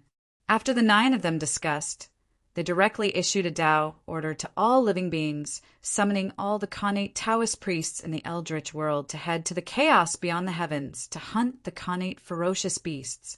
This was a Tao order, an order of the heavenly Tao. No one could violate it. Even if they did not want to go, they had to go after the Tao order was issued. As a part of the Eldritch world, they usually enjoyed the resources of the world. Now that the enemy was invading, how could they not contribute at all? If anyone did not go, the 9 primordial chaos experts would not mind making an example of them and sending them back to the world. It could be considered as repaying the kindness of the world for giving birth to them. As soon as the Tao order was issued, it directly sounded in the minds of all the Daluo Taoist priests, letting them understand the cause and effect of this battle. There was no race in this battle. Anyone who went to the chaos beyond the heavens was fighting for the Eldritch world and all living beings of the world. They should have great merit. When the battle was over, the heavenly Tao would appear and give endless merit to reward the heroes. On the eve of the Tao order in the human territory, the human Taoist priests were bored and were thinking about how to play with the rebel army. However, suddenly the Tao order descended and asked them to leave the Eldritch world and head to the chaos beyond the heavens to fight the Khanate ferocious beasts. In an instant, the human Taoist priests looked at the rebel army in front of them and were dumbfounded. Now that the human emperor was seriously injured and the rebel army had not been eliminated, how could they leave so easily? If they left at this time, wouldn't they be giving the rebel army a chance? However, they had to obey the Tao order. If they did not go to the chaos beyond the heavens, they would probably be killed by the Saint now. After hesitating for a while, the human Taoist priests looked at the rebel army with a dangerous gaze. They originally wanted to play with the rebel army, but now it seemed that there was no chance. With this thought in mind, everyone attacked. They used their strongest techniques to kill the rebel army. They wanted to kill the rebel army in one blow. At the critical moment, 2 bright rays of light suddenly rushed from the Kunlun mountain, emitting the aura of the human Tao, and entered the bodies of Taoist priest Ziyun and Taoist priest Donghua. It was the destiny of the human race that had been snatched away by the Grand Pure One. At that moment, the 20% of providence had been split into 2 by the Grand Pure One and entered the bodies of Taoist Ziyun and Taoist Donghua at the same time. Rumble. In an instant, the aura of the 2 of them skyrocketed. Very quickly, they stepped into the full circle of the Great Sage Realm from the early stages of the Great Sage Realm, becoming true powerful beings. As soon as their overall strength skyrocketed, both of them threw their attacks at the numerous Taoist priests of the human race without hesitation. Terrifying divine abilities erupted from their hands and destroyed all the divine abilities thrown at them. At the same time, a powerful chaotic aura erupted from God's body. It enveloped an area of several million miles, blotting out the sky. Everyone's divine abilities had just arrived when they were swallowed by the chaos chi that blotted out the sky and covered the earth. They didn't even cause a single ripple. Seeing this, the group of Taoist priests of the human race flew into a rage. They were about to unleash their Tao bodies and form the cosmic light formation of the galaxy to fight to the death. However, at that moment, Feng Zichen's ethereal voice suddenly sounded in their ears. All of you retreat. There's no need to fight with them pointlessly.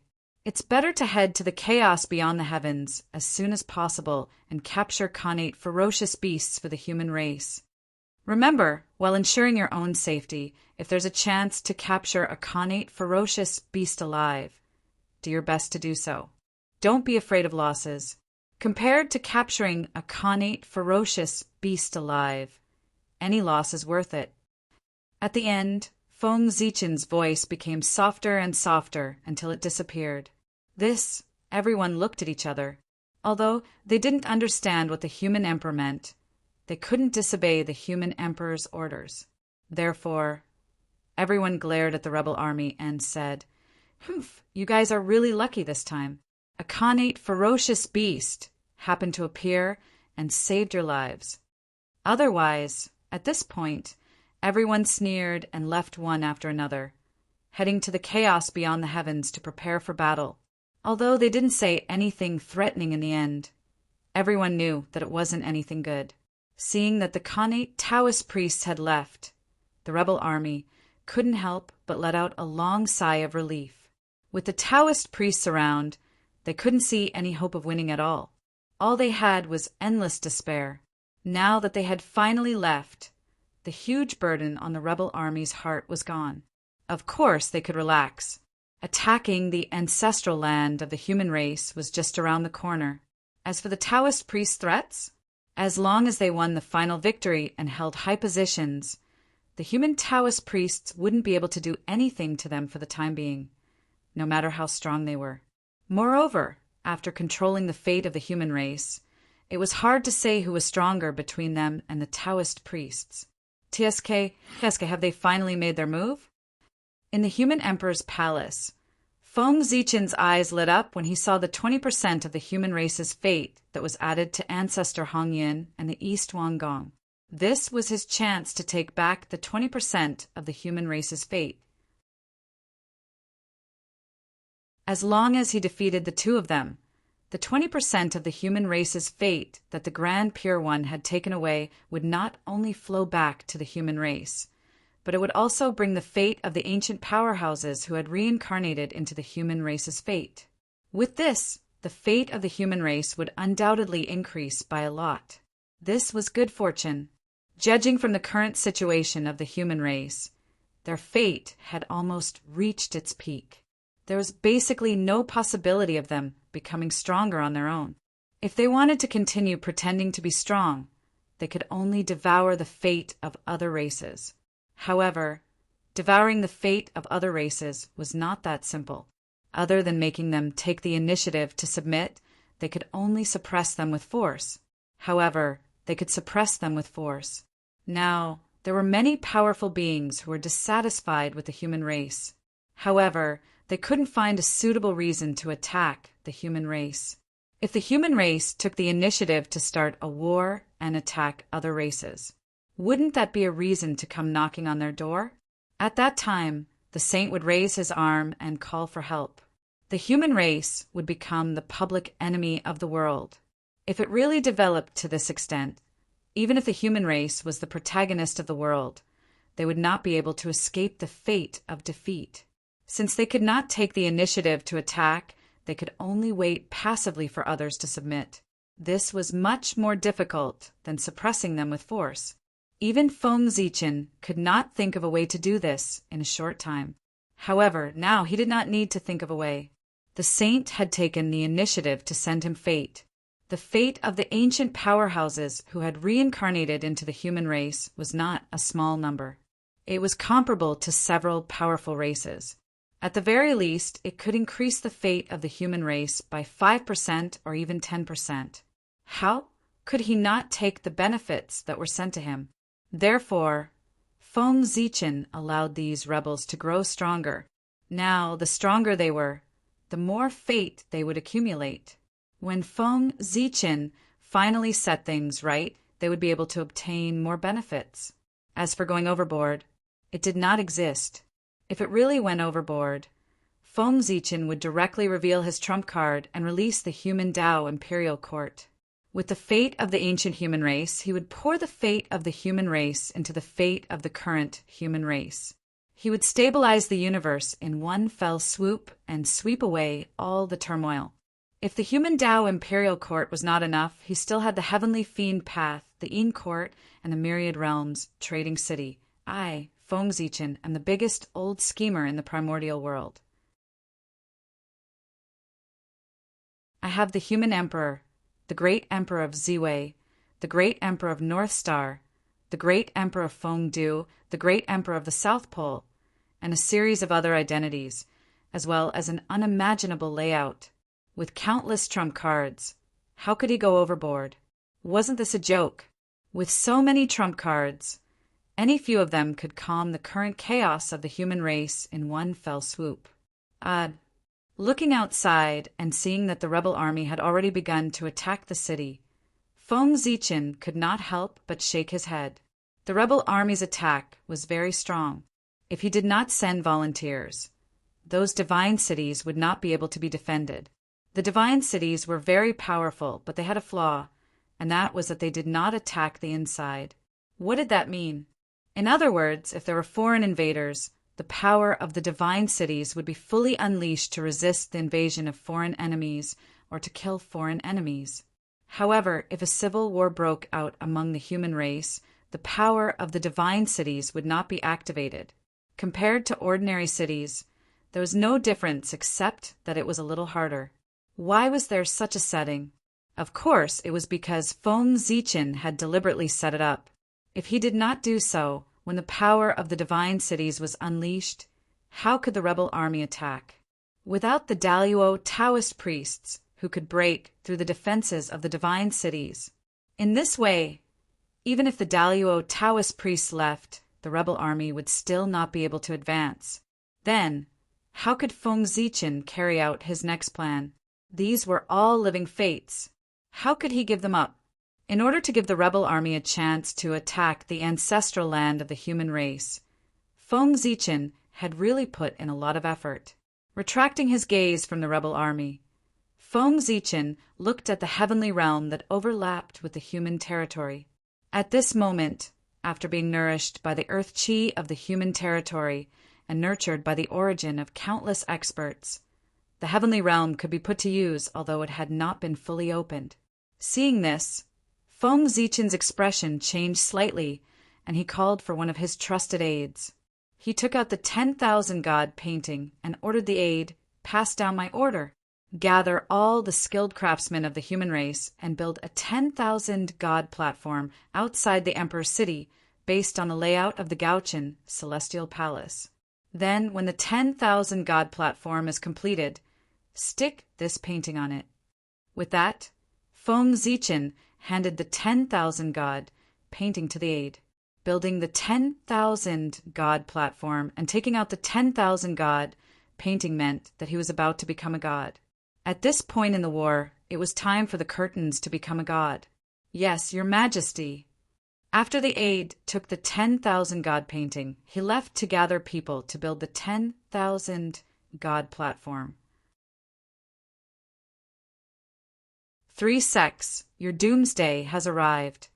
After the aide left, Feng Zichen looked at the distant sky and said with some anticipation, "The 3 realms of heaven, earth, and man would form a god together. How many lives would the 3 sects have to use to fill it up?"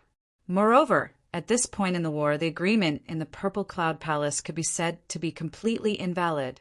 Who would be on the list, who would be carefree, and who would be destroyed in body and soul? The saints did not count. It all depended on their own abilities.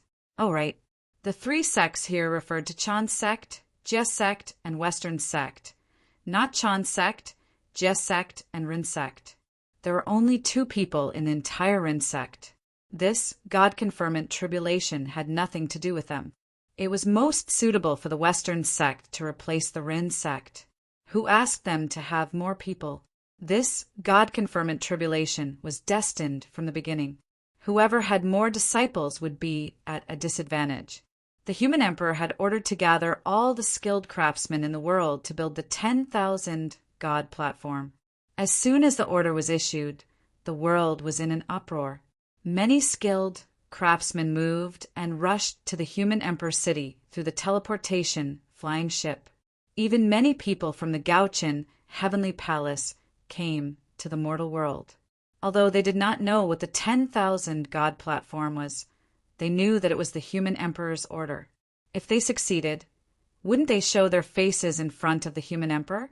If they were lucky enough to be remembered by the human emperor, they would really be like carps leaping through the dragon gate. From then on, it would not be difficult for them to achieve the Tao. Everyone knew that the human emperor's talent was recognized as the best in the primordial world. Even Tao ancestor Hongjun and Donghuang Tai, the 2 strongest heavens primordial age and the strongest heavens primordial age, had to admit defeat in front of him and admit that they could not compare with him in terms of talent. If they could be valued by such a person and have a cultivation technique tailored for them, it would not be difficult for them to become Taoist priests. One had to know that in the legends of a human race, the Saint Emperor's Zichen clan was best at nurturing experts. In ancient times, the human race was weak and at the bottom of the primordial world. However, under his leadership, the human race became one of the strongest races in the primordial world and gave birth to countless experts. In the end, under his leadership, the human race even threatened the demon race's rule. As a result, the demon race's leader, Dijun, who was the celestial emperor at the time, personally led an army to attack the human race and destroyed the glorious ancient human civilization. It had to be said that legends were legends. The more they spread, the more they changed. It was undeniable that the ancient human race was not weak. However, it was a bit of a stretch to say that they threatened the demon race's rule. The truth was that the ancient human race could not withstand a single blow from the ancient demon race. However, the current human race did not believe it. Our human race is so strong. How could we be easily defeated by the demon race? We must have gone through a bloody battle before we were unfortunately defeated by the demon race's conspiracy. This caused our glorious civilization to decline. Pui, the demon race, is really despicable. It was no wonder that the current human race thought so. Looking around, the demon race in the primordial world had already become the food of the human race, let alone fighting against the human race. Looking at the current human race, how could the current human race's younger generation believe that the ancient human race was once beaten by the demon race? It was impossible. How could people who had never experienced that era know the horror of the ancient demon race, turning a weak race into a strong race in the primordial world? This method was really fascinating. Of course, if this method was used on an individual, that person would not be able to fly. It was said that more than half of the current Khanate Taoist priests of the human race were nurtured by the human emperor. As long as the human emperor liked them, they would definitely become Taoist priests. Everyone came here to be noticed by the human emperor so that they could fight for a brilliant future. As for the human emperor being seriously injured, regardless of whether the saint really believed it or not, they did not believe it.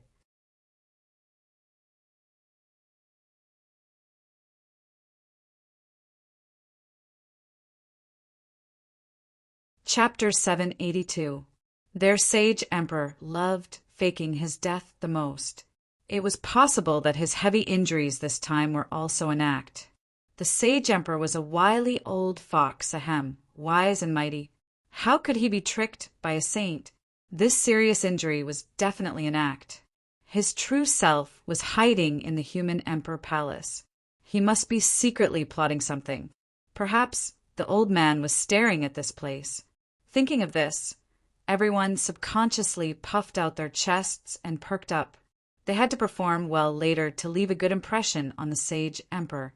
A human from the Gauchin Heavenly Palace brought the blueprint of the Myriad God platform. Everyone built the Myriad God platform according to the blueprint. The next step was much simpler. Many skilled craftsmen of the human race worked together. Soon, a huge Myriad God platform was built outside the human emperor city. After the Myriad God platform was built, Feng Zichen's trusted aide remembered his orders. He walked up to the Myriad God platform and respectfully hung the Myriad God portrait on it. Strangely, after the Myriad God portrait came to the Myriad God platform, it floated to the center of the platform and slowly opened. In an instant, endless divine light spewed out from the Myriad God portrait. It was extremely dazzling and enveloped the entire human race. Then, information about becoming a god naturally appeared in the minds of all living beings. When the Myriad God portrait opened, anyone with merit, regardless of whether they had cultivated in life or not, could enter the role of gods after death. They could either protect an area for the mountain god or the earth god, protect the people for the kitchen god, or govern an area for the city god. In short, the Myriad God portrait had all kinds of deity positions. It covered all the daily needs of the human race. There was no need to worry about not finding a suitable deity position. Anyone with merit could enter the role of gods as long as they were willing. They could cultivate the divine path of incense and accumulate merit. If they accumulated enough merit in the future, they could directly become a righteous god of heaven and earth. They would receive the providence of heaven and earth and wield the power of heaven and earth. They could also directly reincarnate with their merit and start all over again. If a cultivator of the divine path performed well during their reign, they would receive the protection of all living beings when they reincarnated. Not only would they be free from the mystery of being in the womb, but they would also be able to avoid all demons. He could easily achieve results without any worries or disasters in his life. This was the biggest difference between the gods of the myriad gods painting and the gods of the investiture of the gods. The former was a free being, a divine spirit of the human Tao. The latter was enslaved by humans, a righteous god of heaven and earth. One belonged to the human Tao, while the other belonged to the heavenly Tao. The difference was clear. Of course, the heaven and earth righteous gods on the investiture of the gods could be supported by the power of heaven and earth. Their strength was far superior to the gods on the myriad gods painting, but they didn't have freedom. Whether it was good or bad was hard to say. It all depended on the thoughts of the people on the list.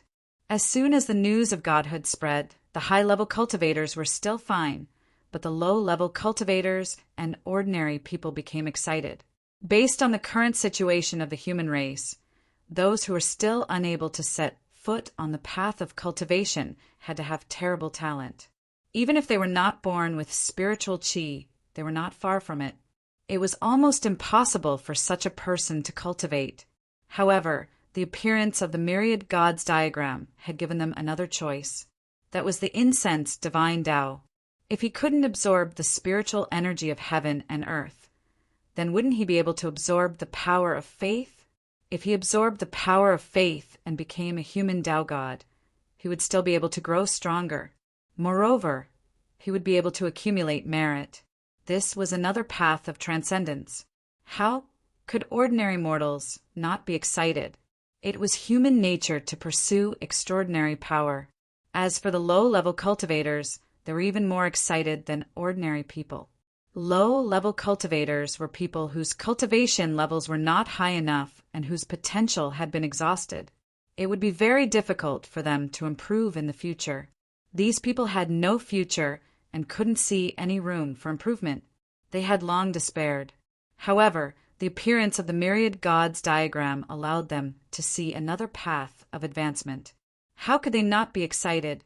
Whether it was the immortal Tao or the martial Tao, neither was enough for them to improve.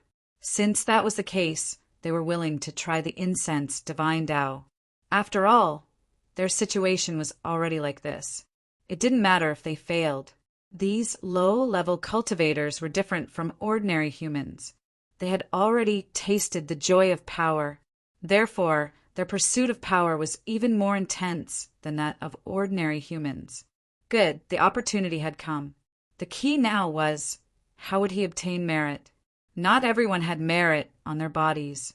If he couldn't obtain great merit, he could only start with small things, and that was doing good deeds. Not to mention other things, doing good deeds would definitely give him merit. The more good deeds he did, the more merit he would obtain. For a time, the human race set off a huge competition to do good deeds. Not long after Feng Zichen ordered people to post the myriad gods diagram, Great Emperor Ziwei, Heavenly Emperor, and Great Emperor of the South Pole in the Heavenly Court seemed to have sensed it.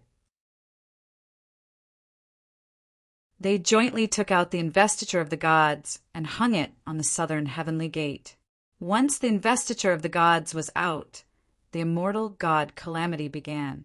In the blink of an eye, monstrous tribulation aura spread out from the void.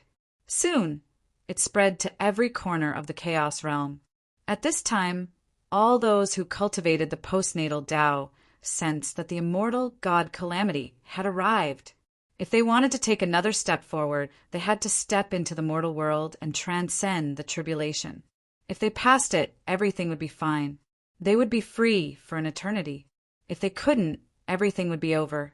They would die, and their souls would be destroyed. If they faced the tribulation and their souls entered the investiture of the gods, although they were lucky to not die, they would have no fate with the immortal Tao. In the future, they would belong to the divine Tao and enjoy the status of a righteous god. They seemed to be immortal, but they would be enslaved by others. It would be miserable. When the immortal god calamity began, although the immortals were helpless, they couldn't refuse. They had no choice but to take out their weapons and enter the mortal world to transcend the tribulation. Transcending the tribulation now, since it was a killing tribulation, they naturally had to kill to transcend the tribulation. This time, when the immortals entered the mortal world, they were destined to set off a bloody storm. They would kill until the immortals cried blood. Only in this way could they survive the killing tribulation. As soon as the immortal god calamity broke out, the 5 saints, who had long been prepared, immediately arranged for their disciples to enter the mortal world to transcend the tribulation and assist the destined Son of Heaven to obtain the position of the human emperor. Under the orders of the 3 pure ones, except for Yun Zhongzi and perfected Lord Daoda, the rest of the disciples of the Chan school all left Kunlun Mountain to assist the East King, Taoist Donghua, to compete for the position of the human emperor. As for the disciples of the Jie school, except for the 4 personal disciples who had previously helped the human clan, the 3 pure ones, and more than a dozen other inner sect disciples, the rest of the disciples all left the East Sea to assist the East King of the human clan, Taoist Donghua. There were more than 10,000 disciples of the Jie school. The scene of 10,000 immortals leaving the East Sea together really alarmed many people. Unfortunately, their trip was destined to be a tragedy from the very beginning. Although they were in high spirits at the moment after the war, those who could really return here were probably more than 10. While the 3 pure ones sent their disciples to assist the East King, the 2 sages of the West did not fall behind. They opened the mountain gate and sent their disciples to assist the West King, Taoist Yun. Moreover, the 2 sages of the West were very cunning. They felt that it was not safe to only send their disciples, so they had to add more chips to Taoist Yun. Therefore, the 2 of them came up with some ideas. It was unknown where the 2 of them got the connate phoenix chi from. Through it, they used a secret technique to forcibly extract a trace of the Phoenix clan's destiny and added it to Taoist Yun. Because of this, the Phoenix ancestor was furious. She came to the world at all costs and personally rushed to the West to find trouble with the 2 sages of the West. The 2 sages of the West were in the wrong and naturally did not dare to meet the Phoenix ancestor. They found an excuse to hide. They knew that the Phoenix ancestor could not stay in the world for a long time in her state. As long as they delayed for a while, the Phoenix ancestor's power would be exhausted and she would naturally leave. Their idea was quite good. Unfortunately, they forgot that as the former ruler of the world, the Phoenix ancestor was not easy to deal with. Unable to find the 2 sages of the West, the Phoenix ancestor was furious and burned Mount Meru to vent her anger. Only then did she swagger away. The Phoenix ancestor's nirvana heavenly fire was also known as the inextinguishable heavenly fire. It was powerful enough to be ranked in the top 3 in the primitive world. It was said that it could even ignite all connate Daos. Its power could be imagined. Once the nirvana heavenly fire fell into Mount Meru, it burned everything it saw, whether it was soil, stone, or water. As long as it existed, it could become its fuel. Therefore, in the blink of an eye, the nirvana heavenly fire spread to the entire Mount Meru. As for the protective mountain array of Mount Meru, it had been burned by the nirvana heavenly fire long ago and became one of its main fuel. Due to their fear of the Phoenix ancestor, even if Mount Meru was burned, the 2 of them did not dare to come out. They could only watch as the nirvana heavenly fire spread and burned inch by inch on Mount Meru. After the Phoenix ancestor vented her anger and left Mount Meru. The two sages of the west hurriedly ran out to put out the fire. Unfortunately, the Nirvana heavenly fire was still too powerful. By the time Juinti and Jane put out the fire, Mount Meru had been burned to a barren land. Nothing on the mountain was left. Everything was burned to ashes. Mount Meru, which was originally shining with divine light, was now pitch black like a huge piece of black coal. Fortunately, the disciples and the main treasures on the mountain had been moved away by the two of them in advance.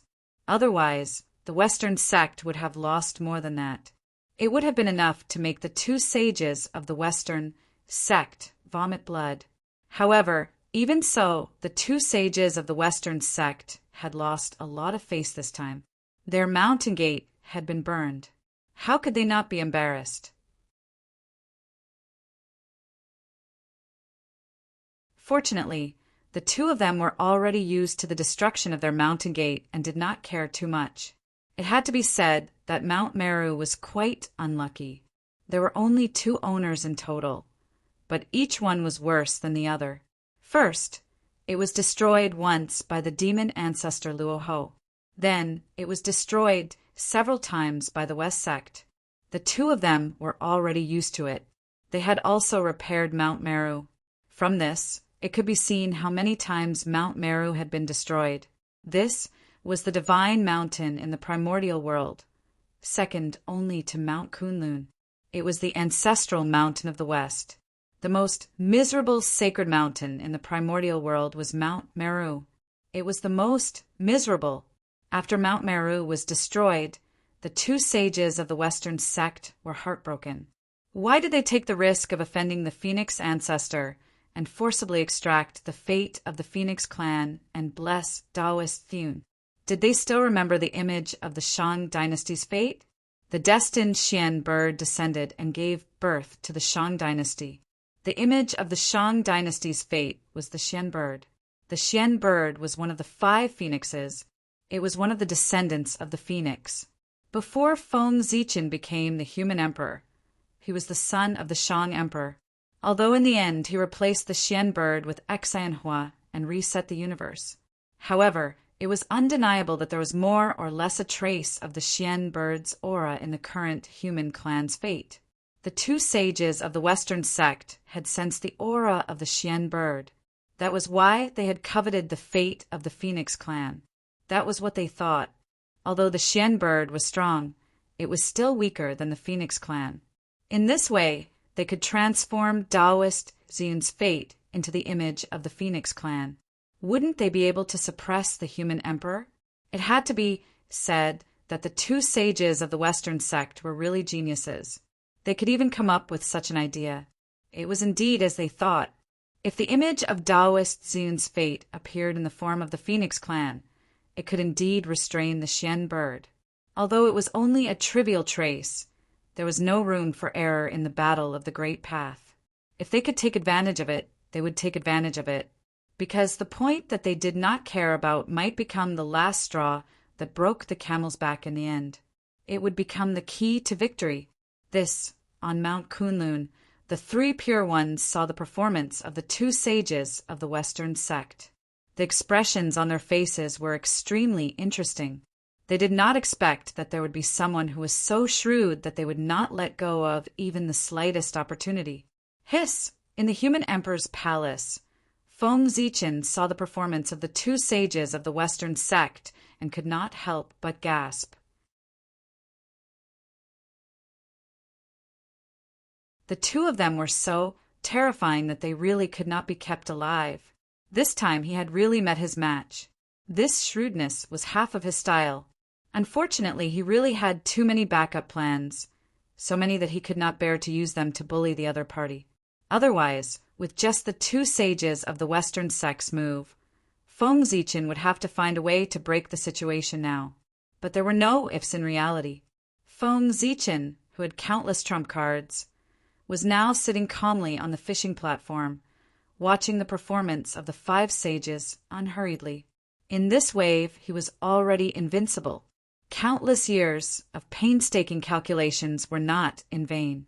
All of them were revealed at this moment, becoming his invincible capital.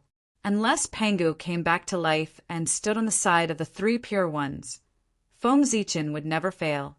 Even if Tao ancestor Hongjun came, Feng Zichen would not hesitate to use the Dharma of Pangu standing in the primitive world to fight him back. Oh, I'm so confident. Invincible. The three pure ones sent their disciples to support Dong Wang Kung, and the impact was not so simple. It should be known that this time, not only the disciples of the three sects needed to enter the world to pass the tribulation, but also all the cultivators who cultivated the acquired path. There were more than hundreds of millions of cultivators in the world. The number was enough to make one's scalp tingle. Among them, how many were the disciples and disciples of the three pure ones? Feng Zichen did not know, and neither did the three pure ones. But they all knew that this number was definitely beyond their imagination, because the entire acquired path was built by the three pure ones. If one really wanted to trace the source, few acquired path cultivators could not be related to the three pure ones. Now, the three pure ones had made it clear that they wanted to support Taoist Donghua, and the impact on these cultivators could be imagined.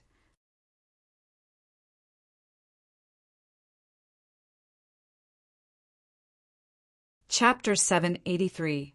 Apart from some cultivators who wanted to settle their personal grudges, most of the remaining cultivators chose to seek refuge with East King Taoist Dong Hua after hesitating for a while, intending to fight for a future with him. Not all cultivators thought that the investiture of the gods was a cage. Many cultivators dreamed of entering the investiture of the gods. After becoming immortal, wasn't the pursuit of immortality? However, immortality was difficult to prove. Most golden immortals could not reach the threshold of the Daluo Taoist priests even if they spent their entire lives. Therefore, the alternative immortality brought about by leaving their names on the investiture of the gods became the pursuit of these cultivators. Those who sought the Tao were not afraid of death. Those who sought immortality were most afraid of death. After receiving the help of the itinerant immortals, Taoist Dong Hua's power could be said to have expanded rapidly. Soon, it surpassed the forces of the other two rebel leaders and left them far behind. A single itinerant immortal might not be strong, but when the power of most itinerant immortals was combined, the power that erupted would make even saints look askance. It might not be stronger than the Jia school, but it was definitely stronger than the Chan school. The East King Taoist Dong Hua had the help of the three pure ones, while the West King Taoist Yun had the help of the two sages of the West. What did the South King God have? He had the help of the Chaos Fiend God. Silently, the majestic chaos essence Qi spread in the territory of the South King God, causing the living beings there to slowly become stronger. Not only the human clan, but all living beings bathed in the chaos essence Qi, regardless of whether they were flowers, trees, birds, beasts, fish, or insects, would obtain great benefits. This was because this was the Qi of all creation, which was better than the Qi of heaven and earth. However, the purpose of releasing the chaos essence Qi was not to strengthen the living beings under his command. This was just a side effect. His real purpose was to strengthen the connate ferocious beasts under his command. That's right, connate ferocious beasts. They were not connate ferocious beasts from the chaos, but connate ferocious beasts born in the untainted land. As long as heaven and earth existed, there would be endless ferocious beasts. Therefore, there was never a lack of connate ferocious beasts in the untainted land. However, after a few massacres, even if the connate ferocious beasts could reproduce, their vitality would be greatly damaged. From their original state where they could be seen everywhere, they were reduced to rare species in the primeval age. If it weren't for the fact that the heaven and earth had been nurturing Xiantian ferocious beasts, this race would have been wiped out long ago. It was precisely because of this that Feng Zichen set his sights elsewhere. He looked down on the connate ferocious beasts in the untainted world. They were too weak and too few, but he didn't like it, but God did. Well, it wasn't that he was interested in them. It was mainly because, in the current situation, he had no other way to improve the strength of his subordinates other than using the innate ferocious beasts. He saw that the forces of East King Daoist Donghua and West King Daoisun were constantly strengthening, while his force was still in place. He was about to be left far behind by the two of them. God is so anxious. He had no choice but to use his authority as a chaos fiend god to forcibly conscript tens of thousands of innate ferocious beasts. As soon as the chaos demon god gave the order, the inborn ferocious beasts dared not refuse. They immediately ran over. Tens of thousands of innate ferocious beasts were a large number, but their strength was unsightly. There were almost no Tai Jinxian beasts, and only 2 or 3 golden immortals. The rest were all Xian immortals and divine immortals, who were not very useful. Once again, God had no choice but to grit his teeth and dig out a piece of flesh from his broken body of the chaos demon god. He turned it into the purest chaotic vital energy and poured it into the bodies of these innate ferocious beasts, forcibly improving their realm. Fortunately, now that the Daluo Taoist priests were not around, God only needed to improve their strength to the level of Lord of Tai. Tens of thousands of innate ferocious beasts at the level of Lord of Tai were definitely an extremely powerful force. In this era, when the Daluo Taoist priests were not around, they could almost sweep the world. After improving the strength of the innate ferocious beasts, God selected tens of thousands of warriors from his subordinates to control these innate ferocious beasts. They were called ferocious beast riders. No matter how bold God was, he could not directly release tens of thousands of innate ferocious beasts to attack the divine city of the human clan. Otherwise, the human clan and the rebel army would join hands to kill him first. Innate ferocious beasts were the public enemies of the untainted land. Once they were discovered, all the creatures in the untainted land had the obligation to kill them. Under such circumstances, 1 or 2 innate ferocious beasts might not be a big deal. But once the innate ferocious beasts formed a large scale, what awaited them would be the joint strangulation of the untainted land masters. Therefore, in the untainted land, there were very few innate ferocious beasts in a large scale. God was determined to be the human emperor, so it was even more impossible for him to do such a heinous thing. Therefore, God thought for a long time and came up with a wonderful idea. He turned the innate ferocious beasts into the mounts of his subordinates and formed a powerful cavalry. After becoming the mounts, their lives were controlled by their masters, and the innate ferocious beasts became controllable. In this way, when they formed a large scale, the world had no reason to attack them. He was really a clever little ghost. After solving the problem of the innate ferocious beasts, God's power rose and became the power second only to the East King among the 3 rebel armies. The invincible innate ferocious beast cavalry was the capital of the righteous God to dominate the world. The West King, Taoist Ziyun, became the weakest of the 3. However, Taoist Ziyun did not care at all. Although he was the weakest, he had the closest relationship with the human clan. He was the natural human emperor. Now, Taoist Ziyun was waiting. He was waiting for the 3 sides to kill each other and exhaust each other. When all 3 sides were defeated and injured, it would be time for him to rise. Good fellow, each one is better than the other. In the human emperor palace, Feng Zichen's eyes lit up when he saw God use innate ferocious beasts to create an invincible cavalry. This was a good idea. Why didn't he think of it? When the time was right, he would do the same and create an invincible cavalry. In terms of generosity, Feng Zichen was much more generous. If he wanted to make a move, it would not be as simple as Taoist Lord of Tai. At the very least, it would be Taoist priests who were half a step away from Daluo. Looking again, Feng Zichen found that the East King Kang and the Chaos Demon God were showing signs of attacking the city. He ordered, "Inform the soldiers guarding the city. If they can hold the city, then do it. If they can't, then abandon it. Return to the ancestral land of the human clan first. The battle between us is not about the loss of a city or a land, but about the game with the upper class. In short, if you can't win, then retreat. Return to the ancestral land of the human clan first, and preserve your useful bodies for the final battle. After receiving Feng Zichen's order, the soldiers guarding the city immediately understood that His Majesty had a big plan and was ready to trick them. As for being scared, what a joke! In front of the three saints, the Saint Emperor dared to fight to the death. How could such a person be scared? Wouldn't that be a joke? After receiving Feng Zichen's order, the soldiers guarding the city felt confident and no longer had any burdens. They planned to have fun with the rebel army. The plan was carried out boldly, as if defending the city was not a big deal. Indeed, it was not a big deal. Since His Majesty had given the order that they did not need to defend the city, they naturally wanted to have fun. Faced with the soldiers guarding the city who had completely let themselves go, the rebel army was very unlucky. Although they had taken down many cities, they were also covered in dirt and suffered heavy losses.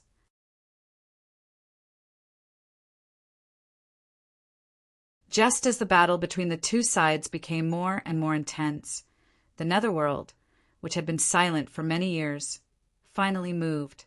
In the center of the netherworld in Fengdu City, the ghost emperor of Fengdu took out the ghost sealing roll and handed it to his trusted general. He asked him to lead the army to the exit of the netherworld and stick the roll on the gate of hell to accept the heroic spirits of the past and present. His subordinate received the order and led the army to the gate of hell in a grandiose manner. He then stuck the ghost sealing roll on the gate of hell. Whoosh! The ghost sealing roll opened wide, and countless mysterious runes appeared.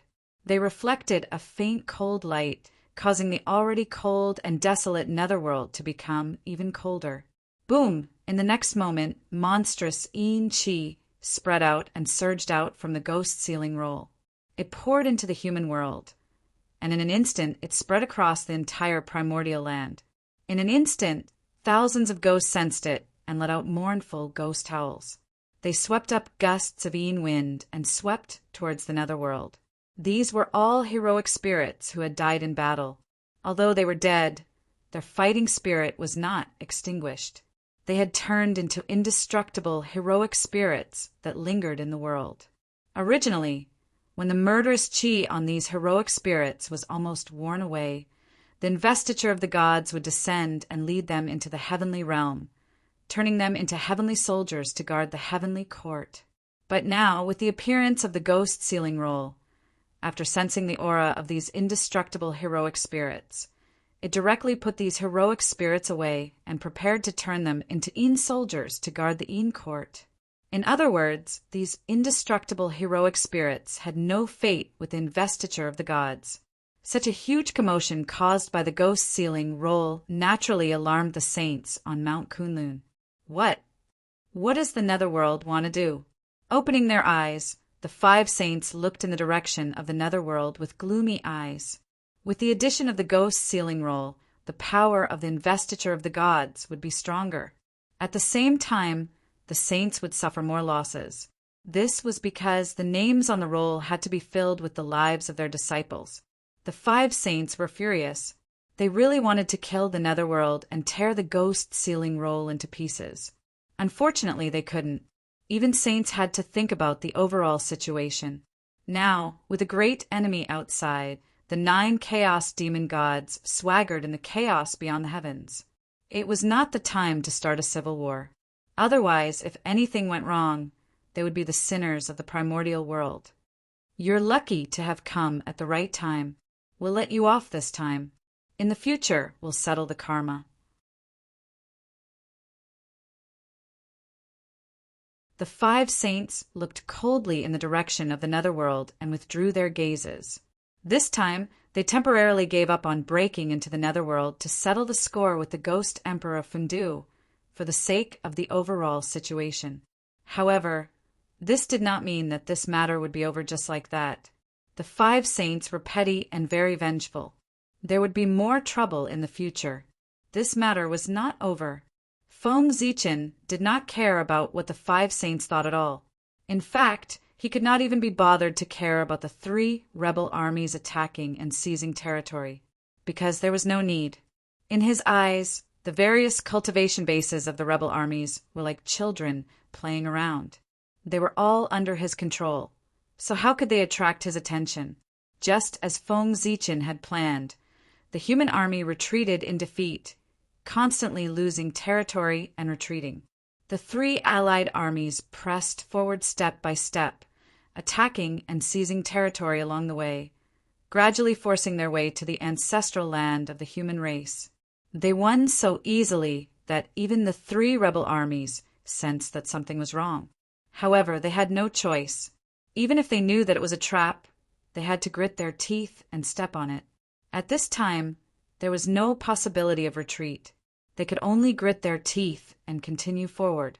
Moreover, Daoist Donghua and the other two also vaguely understood what Feng Zichen's plan was.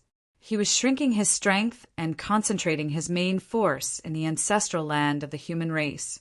Then he was preparing to kill the three of them in one fell swoop during the decisive battle, so as to reorganize the mountains and rivers and stabilize the world. This plan was very good, but how could the three of them let Feng Zichen have his way? Feng Zichen was accumulating strength, but the three of them were also accumulating strength. When they attacked the ancestral land of the human race, it was not certain who would be stronger. At this moment, there was still some time before the decisive battle. As long as they accumulated enough strength during this period of time, the scales of victory would tip in their favor. The three of them working together would not be unable to defeat the human emperor, right? The human emperor was powerful, and the three of them were natural allies. They agreed to work together to fight against the human emperor. After the human emperor fell, who among the three of them would rule the world would depend on their own abilities. Feng Zichen did not know what the three of them were thinking. If he knew, he would probably laugh his head off. Children, you are still too naive. Do you think that the ancestral land of the human race contains all of his strength? He was wrong, and he was gravely wrong. The human race in the ancestral land of the human race had never been Feng Zichen's trump card, nor was it his strongest power. The ancestral land of the human race was just the tip of the iceberg of Feng Zichen's strength. But even so, the three of them were forced to go all out. It was really sad. They thought that they had seen hope, but they did not know that at the end of that hope, there was endless despair hidden. Since the beginning of the war, almost every once in a while, there would be immortals who unfortunately died and their souls returned to the investiture of the gods. And these were only those who were qualified to return to the investiture of the gods. Those who were not qualified to be on the investiture of the gods died even more. In just a few decades, countless immortals had died. Red blood constantly flowed from the corpses of the immortals and gods, forming rivers of blood that dyed the primitive land red. Between heaven and earth, there was a smell of blood everywhere. Of course, because of the large-scale death of the immortals and gods, more and more origins returned to heaven and earth, and the spiritual chi between heaven and earth became more and more active and rich.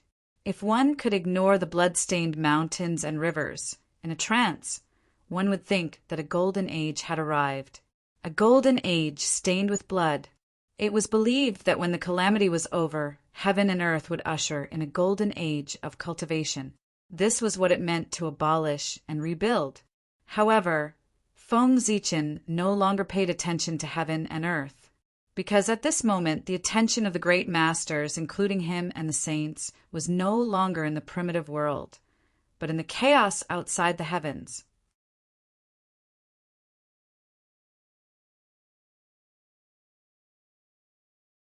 Chapter 784. In the blink of an eye, 100 years had passed.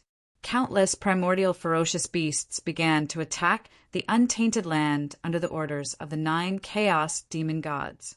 After 100 years of gathering, the untainted land had recruited more than 3,000 Daluo Taoist priests to form a solid line of defense in front of the boundless starry sky to resist the invasion of the primordial ferocious beasts. To be honest, the untainted land had indeed declined. All the Daluo Taoist priests added up to only about 4,000. This number was only comparable to that of the demon clan at its peak. This decline was a little scary. It could not be ruled out that there were still some Daluo Taoist priests hiding in the untainted land and did not respond to the summons. But even if there were some Daluo Taoist priests hiding, how many could there be? Even if there were 1,000 of them. In total, there were only about 5,000 of them. This number of Daluo Taoist priests was undoubtedly much lower than the number of Daluo Taoist priests at its peak in the untainted land. Looking at the 4,000 Daluo Taoist priests in front of them, they were not happy at all. Instead, they felt that it was over. The untainted land was going downhill. In the long run, the cultivation environment would become more and more difficult. Under such circumstances, could the world still nurture a new Daluo Jinxian of the primordial chaos? Thinking of this, many great mediums could not help but be covered with a layer of haze in their hearts. As for those who had become Daluo Jinxian of the primordial chaos, although they were not worried, they were also in a bad mood. Looking at the primordial ferocious beasts, which numbered no less than 10,000 Taoist priests, and then looking at the less than 4,000 Daluo Taoist priests on their side, no one would be in a good mood. The gap was really too big. 4,000 against 10,000. No matter how he looked at it, he was bound to lose. He had to take some measures. Otherwise, it would be really troublesome if the primordial fierce beasts really rushed into the untainted land. According to the bet, any place that had been ravaged by innate stage ferocious beasts would become the territory of the chaos demon god. How could he allow others to sleep peacefully beside his bed? Just the thought of being neighbors with a chaos fiend god was enough to make one's scalp numb. None of the people present were willing to do so. Even Saint Jain, a descendant of chaos fiend god, was unwilling to be neighbors with chaos fiend god. In fact, compared to Feng Zichen and the rest, the two of them were even more hostile towards the chaos demon celestial. They were afraid. They were afraid that one day the chaos demon god would choose to devour them in order to recover his strength. As the descendants of the chaos demon god, their existence itself was the greatest tonic for the chaos demon god who gave birth to them. As long as he devoured them, he could plunder everything from them and recover a lot of his origin. Therefore, the two saints who were unwilling to work for other people hated the chaos fiend gods so much that they couldn't wait for them to die. Looking at the innate stage ferocious beasts rushing over, everyone frowned subconsciously. They expected that there would be many innate stage ferocious beasts, but they didn't expect that there would be so few Daluo Taoist priests on their side. Therefore, they couldn't think of a solution at the moment. As for asking the great medium to take action, the chaos fiend god only sent innate stage ferocious beasts at the level of Taoist priests. His meaning was already very obvious. This battle stopped with the Daluo Taoist priests. The existences above were not allowed to intervene. Otherwise, this battle would evolve into an unprecedented war. Seeing that everyone really couldn't think of a solution, Feng Zichen frowned in the human emperor palace. After hesitating for a moment, he took the immortal dragon city from the territory of the human clan and placed it in the outer chaos, turning it into an invincible line of defense to help the Taoist priests protect the untainted land.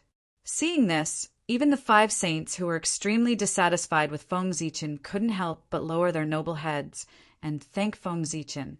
Taoist Gaochen is so righteous that we are far inferior to you. Hearing this, Feng Zichen in the human emperor palace just curled his lips in disdain. Righteous or not, it was all bullshit. If he really wanted to thank him, why didn't he use practical actions to express his gratitude? For example, asking Taoist Donghua and Taoist Yun to surrender immediately? It was just a matter of saying something. Anyway, he didn't have to pay the price. It was just a gesture. How sincere could it be? As soon as the immortal dragon city appeared, the human clan Taoist priests among the 4,000 Taoist priests immediately sensed it. In a flash, they appeared above the immortal dragon city. As they moved, the cosmic light galaxy formation slowly unfolded and resonated with Zhoshing behind them, drawing an endless starlight and adding it to the immortal dragon city, raising its power to another level. Rumble, vast waves of energy erupted from the immortal dragon city, forming waves of ripples that swept forward like tides. In an instant, the ripples swept across, and those connate ferocious beasts charging at the front were crushed into a mist of blood before they could even scream. Roar! After that, an earth-shattering dragon roar sounded. In the sky above the immortal dragon city, the immortal divine dragon reappeared. Its body was endless, like a high and mighty god overlooking everything. The immortal dragon city wasn't an offensive magic treasure.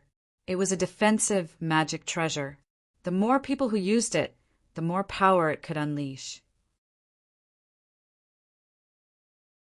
With the support of the immortal dragon city, the defense of the 4,000 Daluo Taoist priests would at least double. It was comparable to 8,000 Daluo Taoist priests. In this way, the possibility of everyone defending the eldritch world was greatly increased. Roar! The death of their own kind didn't cause any fear in the connate ferocious beasts. On the contrary, under the stimulation of fresh blood, the remaining connate ferocious beasts' ferocity seemed to have been stimulated. They all entered a frenzied state and fearlessly attacked the immortal dragon city. Above the immortal dragon city, the Taoist priests didn't hold back when they saw the connate ferocious beasts attacking. Those with power gathered together, such as the human clan, the sorcerer clan, the demon clan, and the connate clan, and formed their own formations to fight against the ferocious beasts. As for those without power, they used the immortal dragon city as a defense. They activated their natal magic treasures and attacked the connate ferocious beasts from afar. Regardless of whether they had power or not, everyone was silently using their own methods to protect the eldritch world that gave birth to them. An earth-shattering battle was about to begin. With such a great disparity in power, Feng Zichen, Zhuindi, and the others didn't want to capture the connate ferocious beasts alive. Now, they only wanted their subordinates to do their best to kill the connate ferocious beasts. They couldn't let them take half a step into the eldritch world. As soon as the battle began, it entered its most intense moment. Both sides used all their strength to kill each other. All kinds of magical treasures danced in the chaos, reflecting all kinds of light. It was gorgeous and moving. In a moment, the chaos beyond the heavens was dyed with blood. The torn flesh of the connate ferocious beasts and the remains of magical treasures were everywhere. The roaming chaos chi was gradually dyed with a layer of blood. The battle became more and more intense. Right at this moment, blood-colored altars appeared one after another silently. Hidden within the chaos chi, they continued to devour the flesh and blood around them. That was the blood altar. It was also where Feng Zichen thought they would win this battle. Once the blood altar devoured enough flesh and blood to purify, the Daluo Taoist priests of the human clan would be immortal like a saint. Then the battle would be much simpler. They would just have to see who couldn't hold on first. Whoever couldn't hold on first would be the loser. The one who could hold on would win the final victory. Those creatures of the eldritch world are interesting. They actually agreed to our suggestion. Don't they know that those connate ferocious beasts are endless to us? In the deepest part of the chaos beyond the heavens, the 9 chaos demon gods hiding here were laughing and discussing. They didn't care about the consumption of the connate ferocious beasts at all. That was because they could easily create connate ferocious beasts. Even the connate ferocious beasts at the level of the Daluo Taoist priests were the same. The chaos demon gods living in the chaos beyond the heavens could create tens of thousands of connate ferocious beasts with just one arm, and they were all at the level of the Daluo Taoist priests. If they added in natural treasures like the chaos divine stone, the number would be several times higher. Would the chaos demon gods living in the chaos beyond the heavens like treasures like the chaos divine stone? Of course not. After living in the chaos beyond the heavens for so many years, these chaos demon gods didn't waste their time, other than healing in seclusion. They spent the rest of their time collecting all kinds of magic treasures. After all, they weren't the only ones injured in the battle of splitting open the heavens. Their chaos spiritual treasures were also injured. They needed to devour all kinds of chaos divine objects. It was much easier for the chaos demon gods to find chaos divine objects in the chaos beyond the heavens than for Feng Zichen. After all, the chaos demon gods were also known as the sons of chaos. Wasn't it easy to find chaos divine objects? Because of this, the chaos demon gods all had a large number of chaos divine objects in their hands.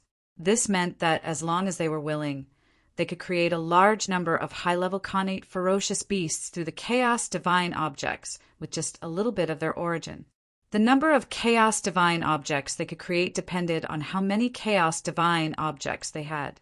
In that case, these connate ferocious beasts wouldn't be few. The 9 chaos demon gods probably weren't exaggerating when they said that there would be an endless supply. This time the wilderness was really in danger. Tao ancestor Hongjuan's decision was a little hasty. But was that really the case? Would the cunning, and resourceful Tao ancestor Hongjuan really be schemed against by others? Time flew like an arrow, and the sun and moon shuttled back and forth. In the blink of an eye, several years had passed. The battle in the chaos beyond the heavens was becoming more and more intense.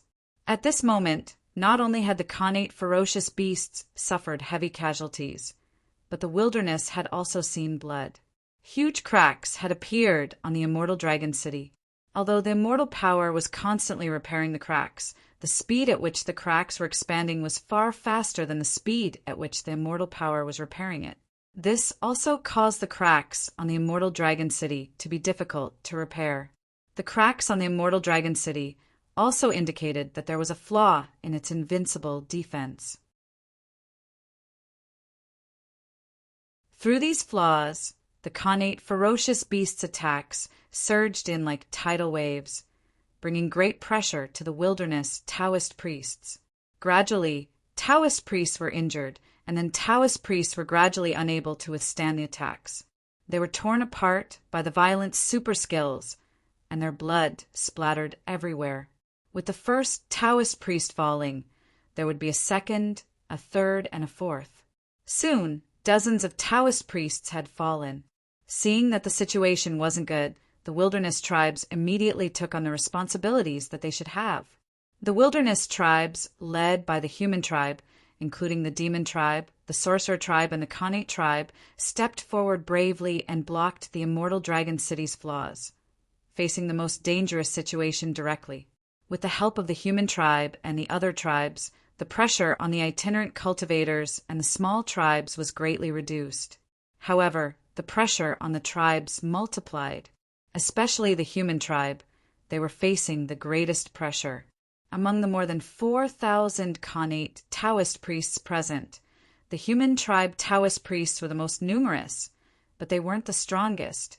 It wasn't because of their realms, but because of their Dharma treasures. The human tribe Taoist priests were basically born after the Great War between the sorcerer tribe and the demon tribe, and missed the golden period of the wilderness. Most Taoist priests didn't have connate spiritual treasures. As for the other tribes, such as the demon tribe, the sorcerer tribe, and the connate tribe, because they were born in the most glorious period of the wilderness, each of them had a connate spiritual treasure. On average, each of them had 2 connate spiritual treasures, let alone 1. This was the advantage of being born early, and the human tribe didn't enjoy it at all. But even so, the human tribe still gave birth to hundreds of Daluo Taoist priests. From this, it could be seen that Feng Zichen's means were powerful.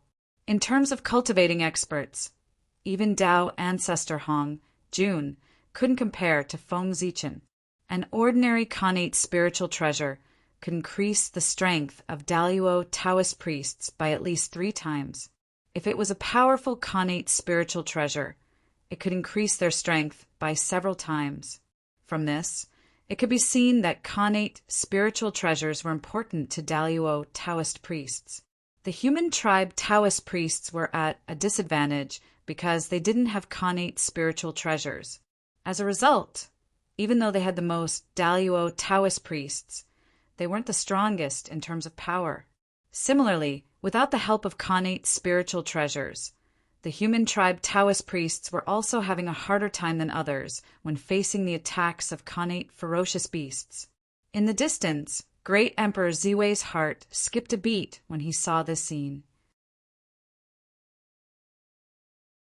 He wanted to rummage through his treasure vault to see if he could find some Khanate spiritual treasures to help the human tribe Taoist priests.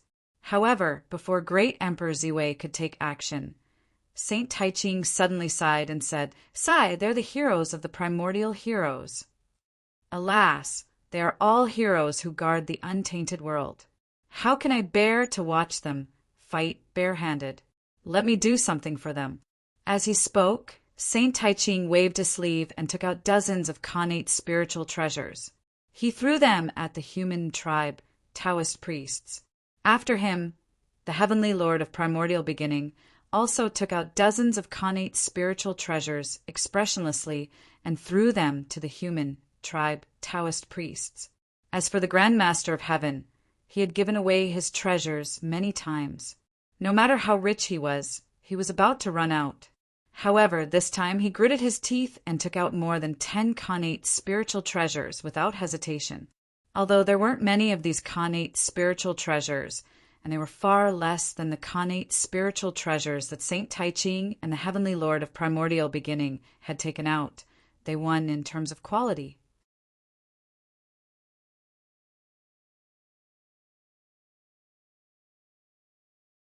Chapter 785.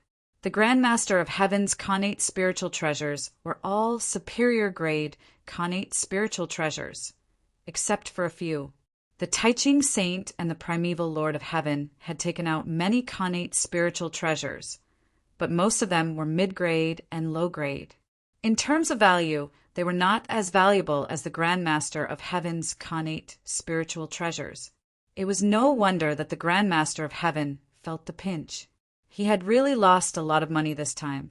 The 3 Pure Ones had taken out a total of 180 Khanate spiritual treasures. With the help of these treasures, the Khanate Tao Masters of the human race would have at least 1 Khanate spiritual treasure each. However, this was not the end. Amidst the chaos, a ray of light suddenly flashed. It covered the sky and covered the entire Immortal Dragon City. Then hundreds of Khanate spiritual treasures fell like raindrops, falling into the hands of the Khanate Taoist priests who did not have any Khanate spiritual treasures. Hundreds of Khanate spiritual treasures were distributed without even blinking. Only Tao ancestor Hongjun could do this in the Eldritch world. It was the old man himself who had given a Khanate spirit treasure to those Khanate Tao masters who did not have one. In this way, everyone had a Khanate spiritual treasure. Apart from that, a ball of Xianhuang origin fell and floated above the Immortal Dragon City, releasing endless Xianhuang creation chi to heal the injured Khanate Taoist priests.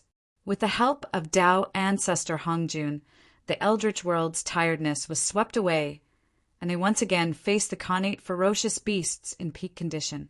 Endless Abhijna turned into divine light, and in the blink of an eye, dozens of Khanate ferocious beasts at the level of Taoist priests were killed. However, it was useless. The Khanate ferocious beasts seemed to be endless. No matter how many Khanate Taoist priests were killed, there was no sign of them decreasing. In fact, there were more and more of them. They could not be killed. The chaos around them had been dyed red, but the Khanate ferocious beasts were still endless. Gradually, the Khanate Taoist priests who had returned to their peak after absorbing the Xianhuang creation chi were exhausted again, and a trace of fatigue appeared on their faces. Why? Why were there so many Xiantian ferocious beasts? The answer was in the depths of the chaos, where the chaos fiend god was hiding. There were 9 huge placentas throbbing continuously as if they were breathing. Every time they throbbed, large amounts of chaotic chi would be devoured. Then, with a flash of chaotic divine light, a large number of primordial ferocious beasts were born from the 9 placentas. They roared and rushed towards the untainted land. It was because of these 9 placentas that they were constantly producing primordial ferocious beasts. That was why they could not kill all of them and constantly attack the untainted land. If he did not destroy the 9 chaos placentas, the primordial world would definitely lose this battle. At this moment, although the untainted world gradually realized that something was wrong, they had yet to determine the real reason for all this.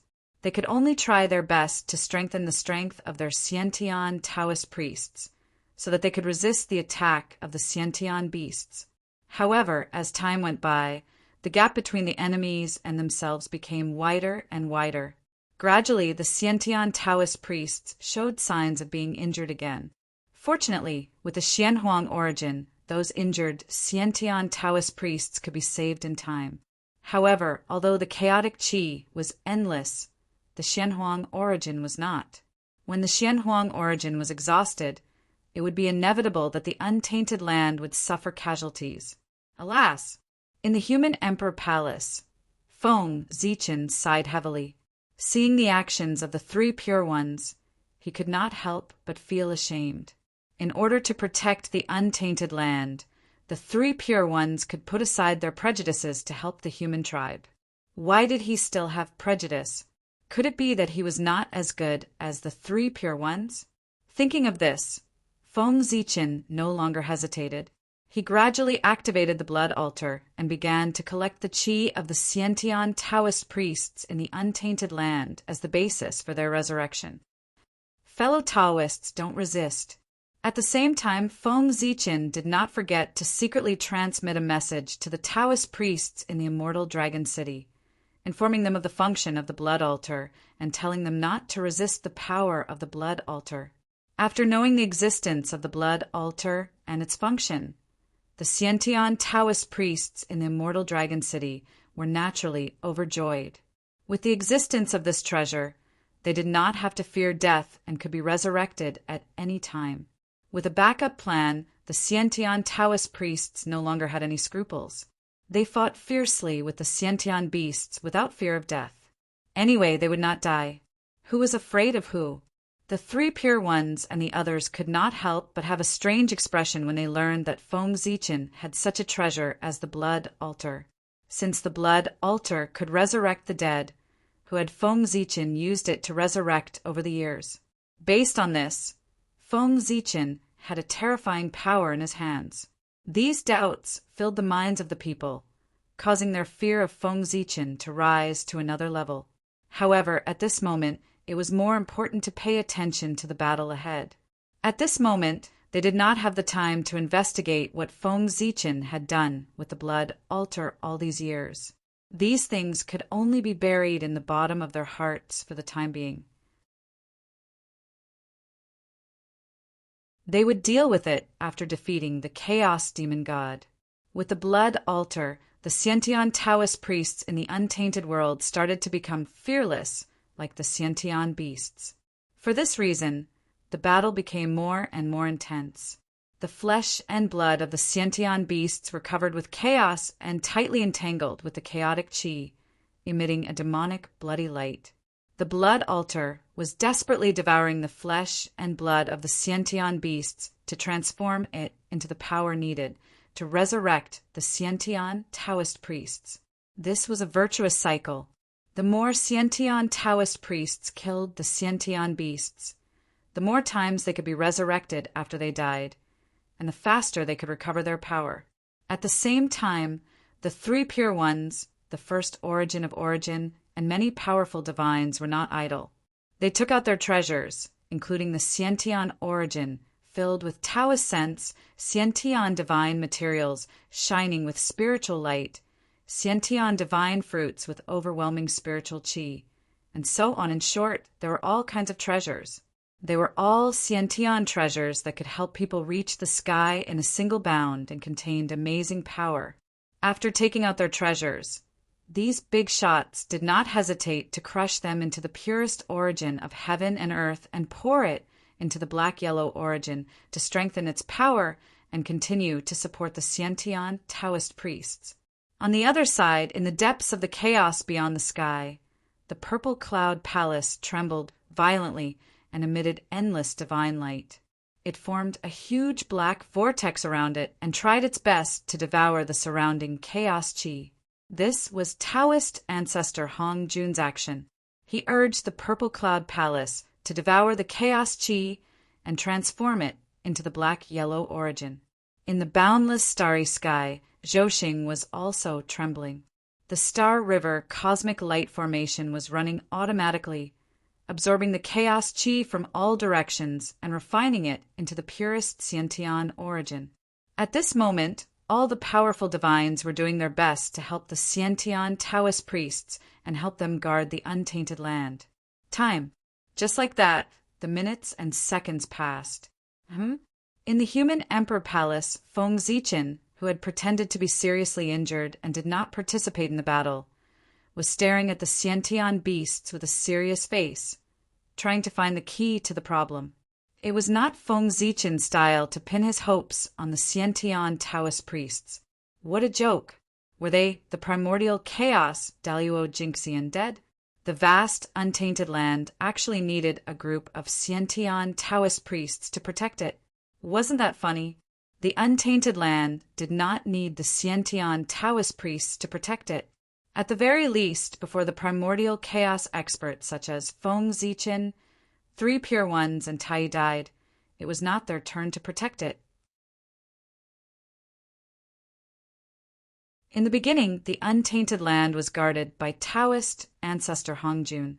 When Taoist ancestor Hong Jun could not protect it, there were still 3 Pure Ones, 2 sages of the West, Goddess Hutu, Nuwa, Feng Zichen, Tai, and the others. After all these people fell, it was the turn of the Xiantian Taoist priests.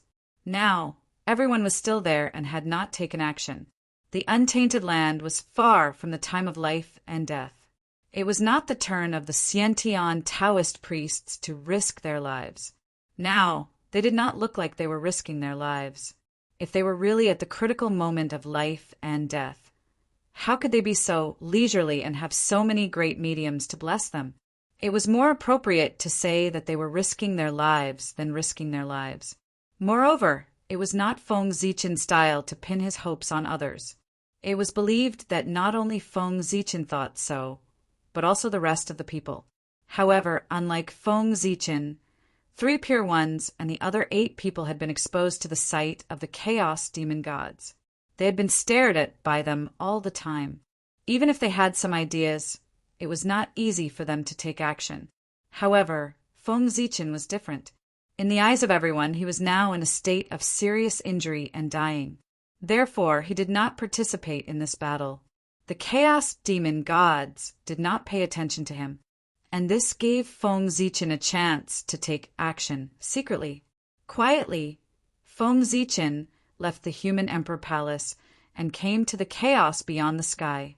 After looking around and making sure that no one was paying attention to him, Feng Zichen quietly disappeared and traced the direction of the innate ferocious beasts. With Feng Zichen's speed, even in the chaos, he could travel hundreds of millions of miles in the blink of an eye. It was meaningless to surpass the speed of light. This was because any concept would become blurry under his power, and everything would have to follow the rules that he had set. Therefore, Feng Zichen soon came to the source of the innate ferocious beasts, where the 9 chaos placentas were. I see. No wonder the innate ferocious beasts can't be killed. The roots are all here. Looking at the 9 chaos placentas in front of him that were continuously creating innate ferocious beasts, Feng Zichen's eyes could not help but flash with a wisp of light. What was a treasure? This was it. As long as he could get his hands on the chaos placentas, why would he need to capture innate ferocious beasts alive? Couldn't he just create them with this thing? By then he could have as many innate ferocious beasts as he wanted. Wouldn't that be invincible? However, looking at the 9 chaos demon gods standing behind the 9 chaos placentas. Feng Zichen forcibly suppressed his thoughts. It was better not to act rashly and alert the enemy. Otherwise, it would be difficult to obtain these chaos placentas. Silently remembering everything here, Feng Zichen quietly left. However, he did not return to the human emperor palace. Instead, he quietly came to the side of the 9 people. "Fellow Taoists, look!" Hiding in the dark, Feng Zichen transmitted the images he had seen in the depths of the chaos to the 9 people through divine thought. Suddenly receiving Feng Zichen's message, the 9 people were surprised, but they did not show it on their faces. They pretended as if nothing had happened and watched all the images he sent. No wonder those innate, ferocious beasts can't be killed. It turns out that these 9 chaos placentas are continuously creating innate, ferocious beasts. The chaos demon god's methods are really impressive. He can actually create innate Taoist priests in batches, as expected of someone who once competed with Father God. After watching the images sent by Feng Zichen, everyone sighed in their hearts. Then, the Grand Pure One sent a voice transmission to Feng Zichen expressionlessly. "Since Taoist Gaochen has discovered the problem, what should we do?" Just as the Grand Pure One was sending a voice transmission, an inexplicable force descended in the void, forming a strange world. Each of them pinched a trace of divine thought of the 10 people. In the strange world, an extraordinary figure sat cross-legged in the middle. As soon as the divine thought incarnations of the 10 people arrived, they immediately bowed to the figure and said, "Greetings, Tao Ancestor." This world was condensed by the Tao Ancestor with the power of the heavenly Tao. It was used for communication and could definitely hide from the chaos demon god senses. Waving his hand to get everyone to stand up, Tao Ancestor Hongjun asked, "Everyone has already seen through the conspiracy of the chaos demon god. What should we do?" As soon as Tao Ancestor finished speaking, Tai immediately replied resolutely, "Kill them. Kill the 9 chaos demon gods as quickly as possible. Only in this way can we destroy their plan. Otherwise, with the endless innate ferocious beasts, it will be very difficult for us to win this battle." After Tai finished speaking, the others did not say anything, but judging from their expressions, they obviously agreed with his words.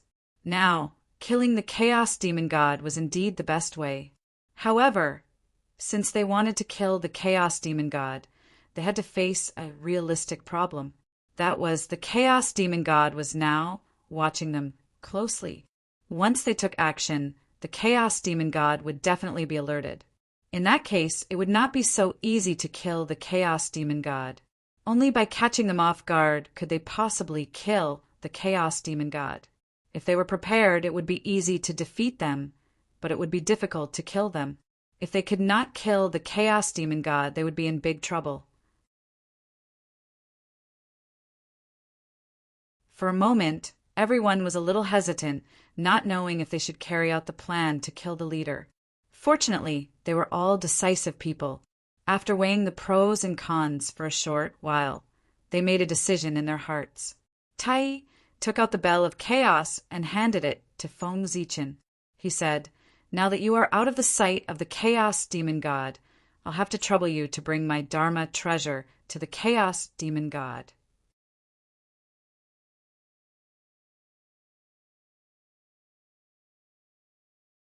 Chapter 786. After receiving the Bell of Chaos, Feng Zichen roughly understood what Donghuang Tai meant. Due to the Chaos Fiend celestial surveillance, Tai could not go to the depths of the chaos to avoid alerting the enemy. However, he could let Feng Zichen, who was not in the Chaos Fiend celestial sight, bring his Dharma treasures to the Chaos Fiend celestial. At their level of strength, their Dharma treasures had basically been refined to the point where they were indistinguishable from themselves. Therefore, taking the Bell of Chaos to the depths of the chaos was basically the same as taking Donghuang Tai to the depths of the chaos. Once the war broke out, Dong Huang Tai could use the Bell of Chaos to cross the endless chaos and directly come to the vicinity of the Bell of Chaos. In this way, he could catch the Chaos Fiend Celestial off guard. After Dong Huang Tai, the rest of the people, such as the three pure ones, gave Feng Zichen the Taiji diagram, the Panga banner, and the Khanate Dharma treasures, the four immortal slaying swords. The two saints of the West gave Feng Zichen the supreme grade Khanate merit numinous treasures, the Eastern Cyan treasured lotus flag, and the 12th grade golden lotus of merit. Nuwa, Goddess Hutu, and Great Emperor Zue gave Feng Zichen the Khanate supreme treasures, the cauldron of heaven and earth, the disc of 6 paths of reincarnation, and the Khanate supreme treasure, the Zhoxing diagram. Even Tao ancestor Hongjun took out the god-slaying spear with a smile and gave it to Feng Zichen, asking him to take it to the depths of the Chaos Fiend Celestial. Looking at the 7 or 8 Khanate supreme treasures in front of him, Feng Zichen was speechless. Unfortunately, these treasures were not for him, but for him to take them to the depths of the Chaos Fiend Celestial to be a courier. Otherwise, with these Khanate supreme treasures in his hand, Feng Zichen would be invincible in the primitive world. Gao Qin will definitely not disappoint you, fellow Taoists. Forcibly suppressing the greed in his heart, Feng Zichen waved his sleeve and put away the Khanate supreme treasures. Then he left the spiritual space and went to the depths of the Chaos Fiend Celestial. Sigh, he had no choice but to suppress his evil thoughts. Since everyone was so confident in handing over their treasures to Feng Zichen, it was obvious that they all had a backup plan and were not afraid that he would secretly tamper with them. If Feng Zichen really attacked these Khanate supreme treasures, they might be activated at the same time and attack him together. TSK at such a close distance, Feng Zichen would not be able to withstand the simultaneous attacks of at least 5 primordial cardinal treasures. This was because there was a backup plan left behind by Tao ancestor Hongjun. Carrying those pre-world supreme treasures, Feng Zichen carefully concealed himself and approached the 9 chaos placentas. Feng Zichen quietly poked his head out to take a look. He discovered that the 9 Chaos Fiend Celestials were guarding the Chaos Placenta one by one, and could not find a chance to attack. After thinking for a while, Feng Zichen gave up the idea of placing the Khanate supreme treasures beside the Chaos Placenta. Instead, he retreated to the side and began to set up. Feng Zichen first took out the god-killing spear, the Dharma treasure given to him by Tao ancestor Hongjun. Speaking of the god-killing spear, Feng Zichen could not help but feel a little angry. This was the #1 killing supreme treasure in the untainted land. He and Haotian had joined forces and risked their lives to snatch it from demon ancestor Rahu and suppressed it in the Purple Cloud Palace. However, Tao ancestor Hongjun did not say a word after obtaining this supreme treasure. He did not even give him and Haotian any compensation. Well, Tao ancestor Hongjun was quite fair in this regard. He did not give Feng Zichen, an outsider, nor did he give Haotian, one of his own, any benefits. He was black-hearted. A Khanate supreme treasure was black-hearted without any compensation. No wonder he could become a Tao ancestor. Feng Zichen still needed some time to practice his shamelessness. Feng Zichen muttered as he took out the god-killing spear. Then he spent some effort to disturb the back of the Chaos Demon Celestial and placed the god-killing spear there. This was the west side of the 9 Chaos Demon Celestial, which was the back of the Chaos Demon Celestial. Feng Zichen placed the god-killing spear there for a reason. Tao ancestor Hongjun was the strongest combat power on his side. Once he made a move, he had to achieve the effect of changing the situation with one blow. Therefore, it was obviously not appropriate to let Tao ancestor Hongjun make a move directly. Only by putting him at the back and attacking the Chaos Demon Celestial could he achieve the greatest result. Moreover, if the 3 pure ones or Feng Zichen, Tai, and the others made a move, the Chaos Demon Celestial would definitely disdain to escape. Even if he was no match for them, he would fight with them before leaving. However, if Tao ancestor Hongjun were to make a move, the 9 chaos demon celestial would probably escape without thinking. Wasn't it courting death to fight with Tao ancestor Hongjun in the untainted world? Moreover, although Tao ancestor Hongjun did not say it explicitly, Feng Zichen could still feel that the Tao ancestor Hongjun who had communicated with him previously was not his true body, but just an incarnation. Why did Feng Zichen have such a feeling? Because the aura of the Tao ancestor was not right. In the past, when Feng Zichen saw Tao ancestor Hongjun, he would feel an irresistible pressure from him. However, this time, although he also felt pressure from Tao ancestor Hongjun, it was far less than before. The feeling that the Tao ancestor gave him was not like Daluo Jinxian, but more like primordial chaos Daluo Jinxian. Therefore, Feng Zichen concluded that the Tao ancestor was definitely not Tao ancestor Hongjuan's true body, but his incarnation. His strength was probably at the peak of primordial chaos, between the 10th and 12th level.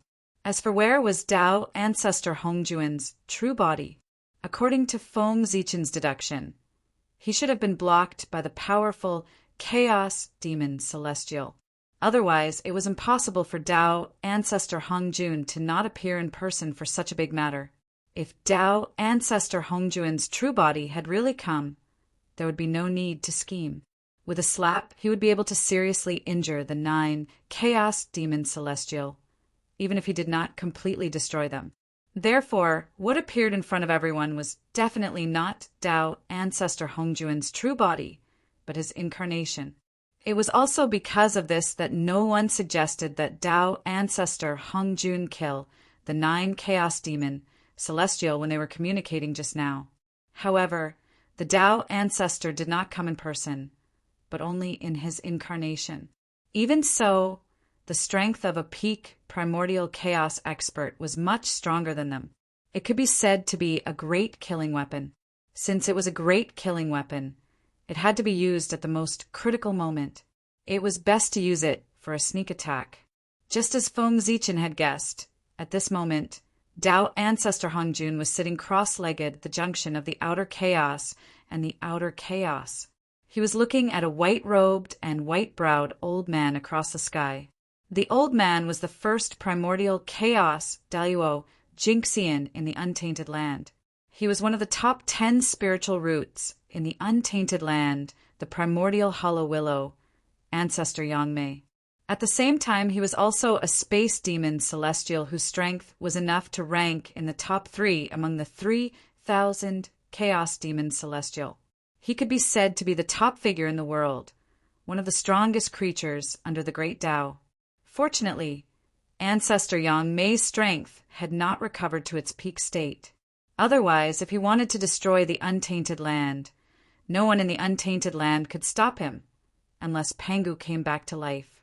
Even so, Tao ancestor Hongjun had to be careful when ancestor Yang Mei came to the outer chaos in person. He abandoned everything and came in front of him.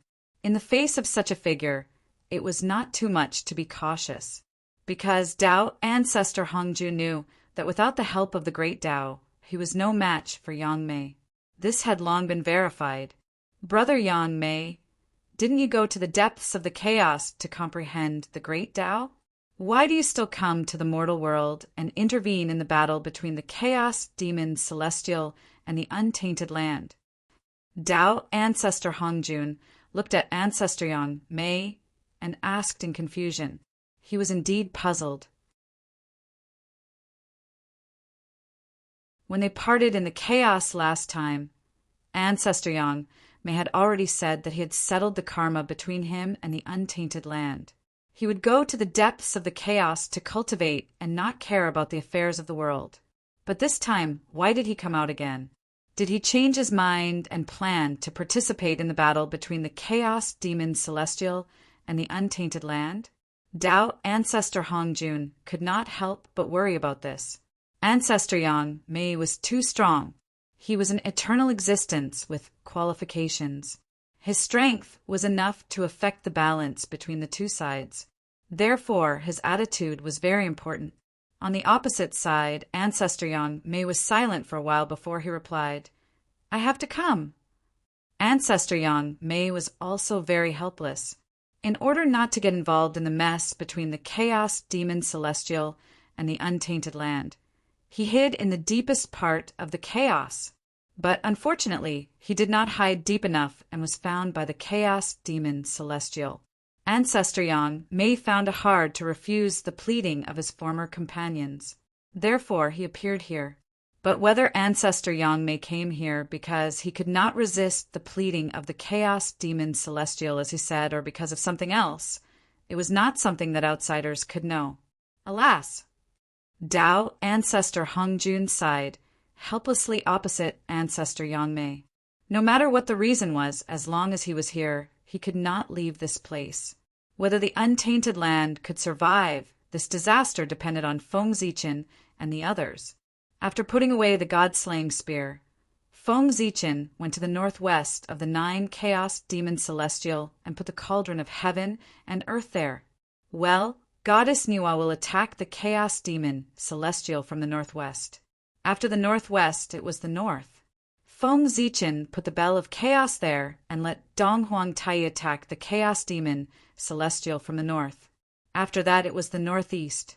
Feng Zichen put the 4 immortal-slaying swords there and let Tong Tian attack the chaos demon celestial from there. Next, it was the east, the most dangerous place, right in front of the chaos demon celestial.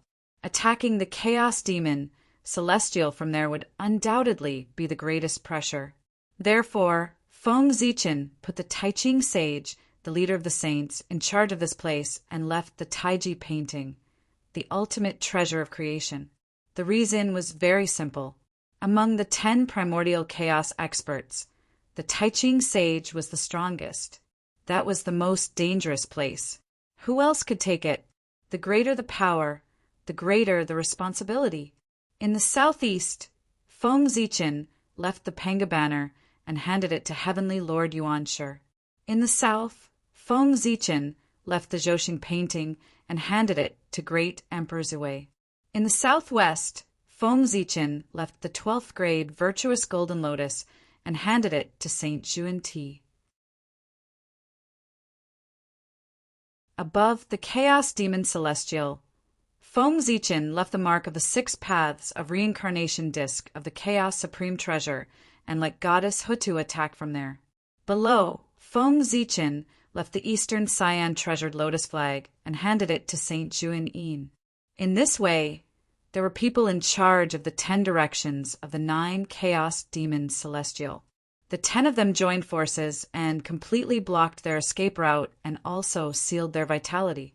As long as everyone acted fast enough, there was no possibility of letting the Chaos Demon Celestial escape. This was called ambushing from all directions and cutting off all vitality. As for Feng Zichen himself, he silently came to the side of the Zhouxing painting and planned to join forces with Great Emperor Zhui to summon the Panga Dharma form and launch the strongest attack. After arranging everything, Feng Zichen calculated the right time and suddenly activated the 10 supreme treasures. In an instant, there was a burst of brilliance in the chaos, and 9 dazzling divine lights rose. Within the divine lights, 10 supreme treasures with immense power rose slowly, surrounded by endless Taoist rhymes. Boom! Almost at the same time, the 10 supreme treasures were activated and launched their strongest attack toward the 9 chaos demon celestial who were surrounded in the middle. Boom! Boom! Under this unparalleled power, the chaos was collapsing, and the great Tao was becoming blurry. Concepts were also changing, and everything was being distorted. A will of certain death rippled and wrapped around the 9 chaos demon celestial as if it was announcing their end. The moment the 10 supreme treasures were activated, the 9 chaos demons celestial knew something was wrong. They did not have the thought of fighting back. Their first thought was to escape. The other party had obviously come prepared, and it was unwise to rashly start a war with them. It was better to preserve their useful bodies and wait for the future. Unfortunately, Foam Zeechin was fully prepared this time and would definitely not give them a chance to escape. While the 10 supreme treasures were attacking, their power was also condensing and linking with each other to form the Khanate 10 Directions formation. It sealed off all directions and blocked the escape route of the Chaos Demon Celestial. Since they could not escape, they could only fight back. The 9 Chaos Demon Celestial reacted quickly.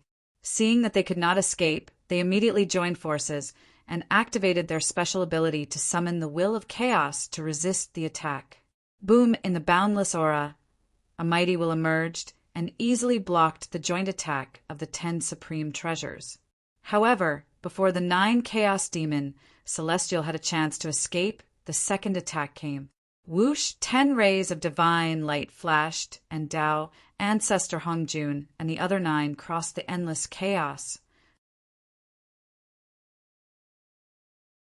Each of them activated their own treasures and charged toward the Chaos Demon Celestial. Boom! After the attack, a terrifying wave erupted and destroyed all the chaos in the surroundings.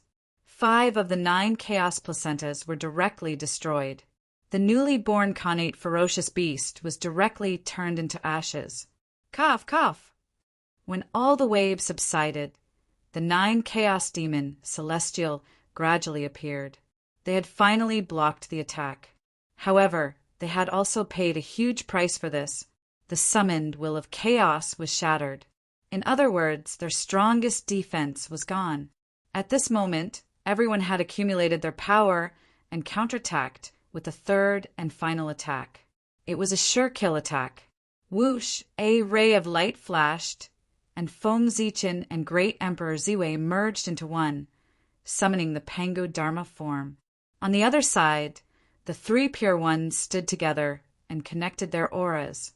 They evolved the Dharma form of the past, present, and future, and their power increased by more than 10 times. P.S. Sigh. I still hope that the pirated readers can support me. You can read the advertisement for free. It's available at the end of every chapter. It's free. In addition, I'm asking for next month's votes. I still hope to collect 100 monthly votes this month. You're tuning in to the Thunder Spear YouTube channel. Don't forget to subscribe and join us on this journey to catch the most captivating stories.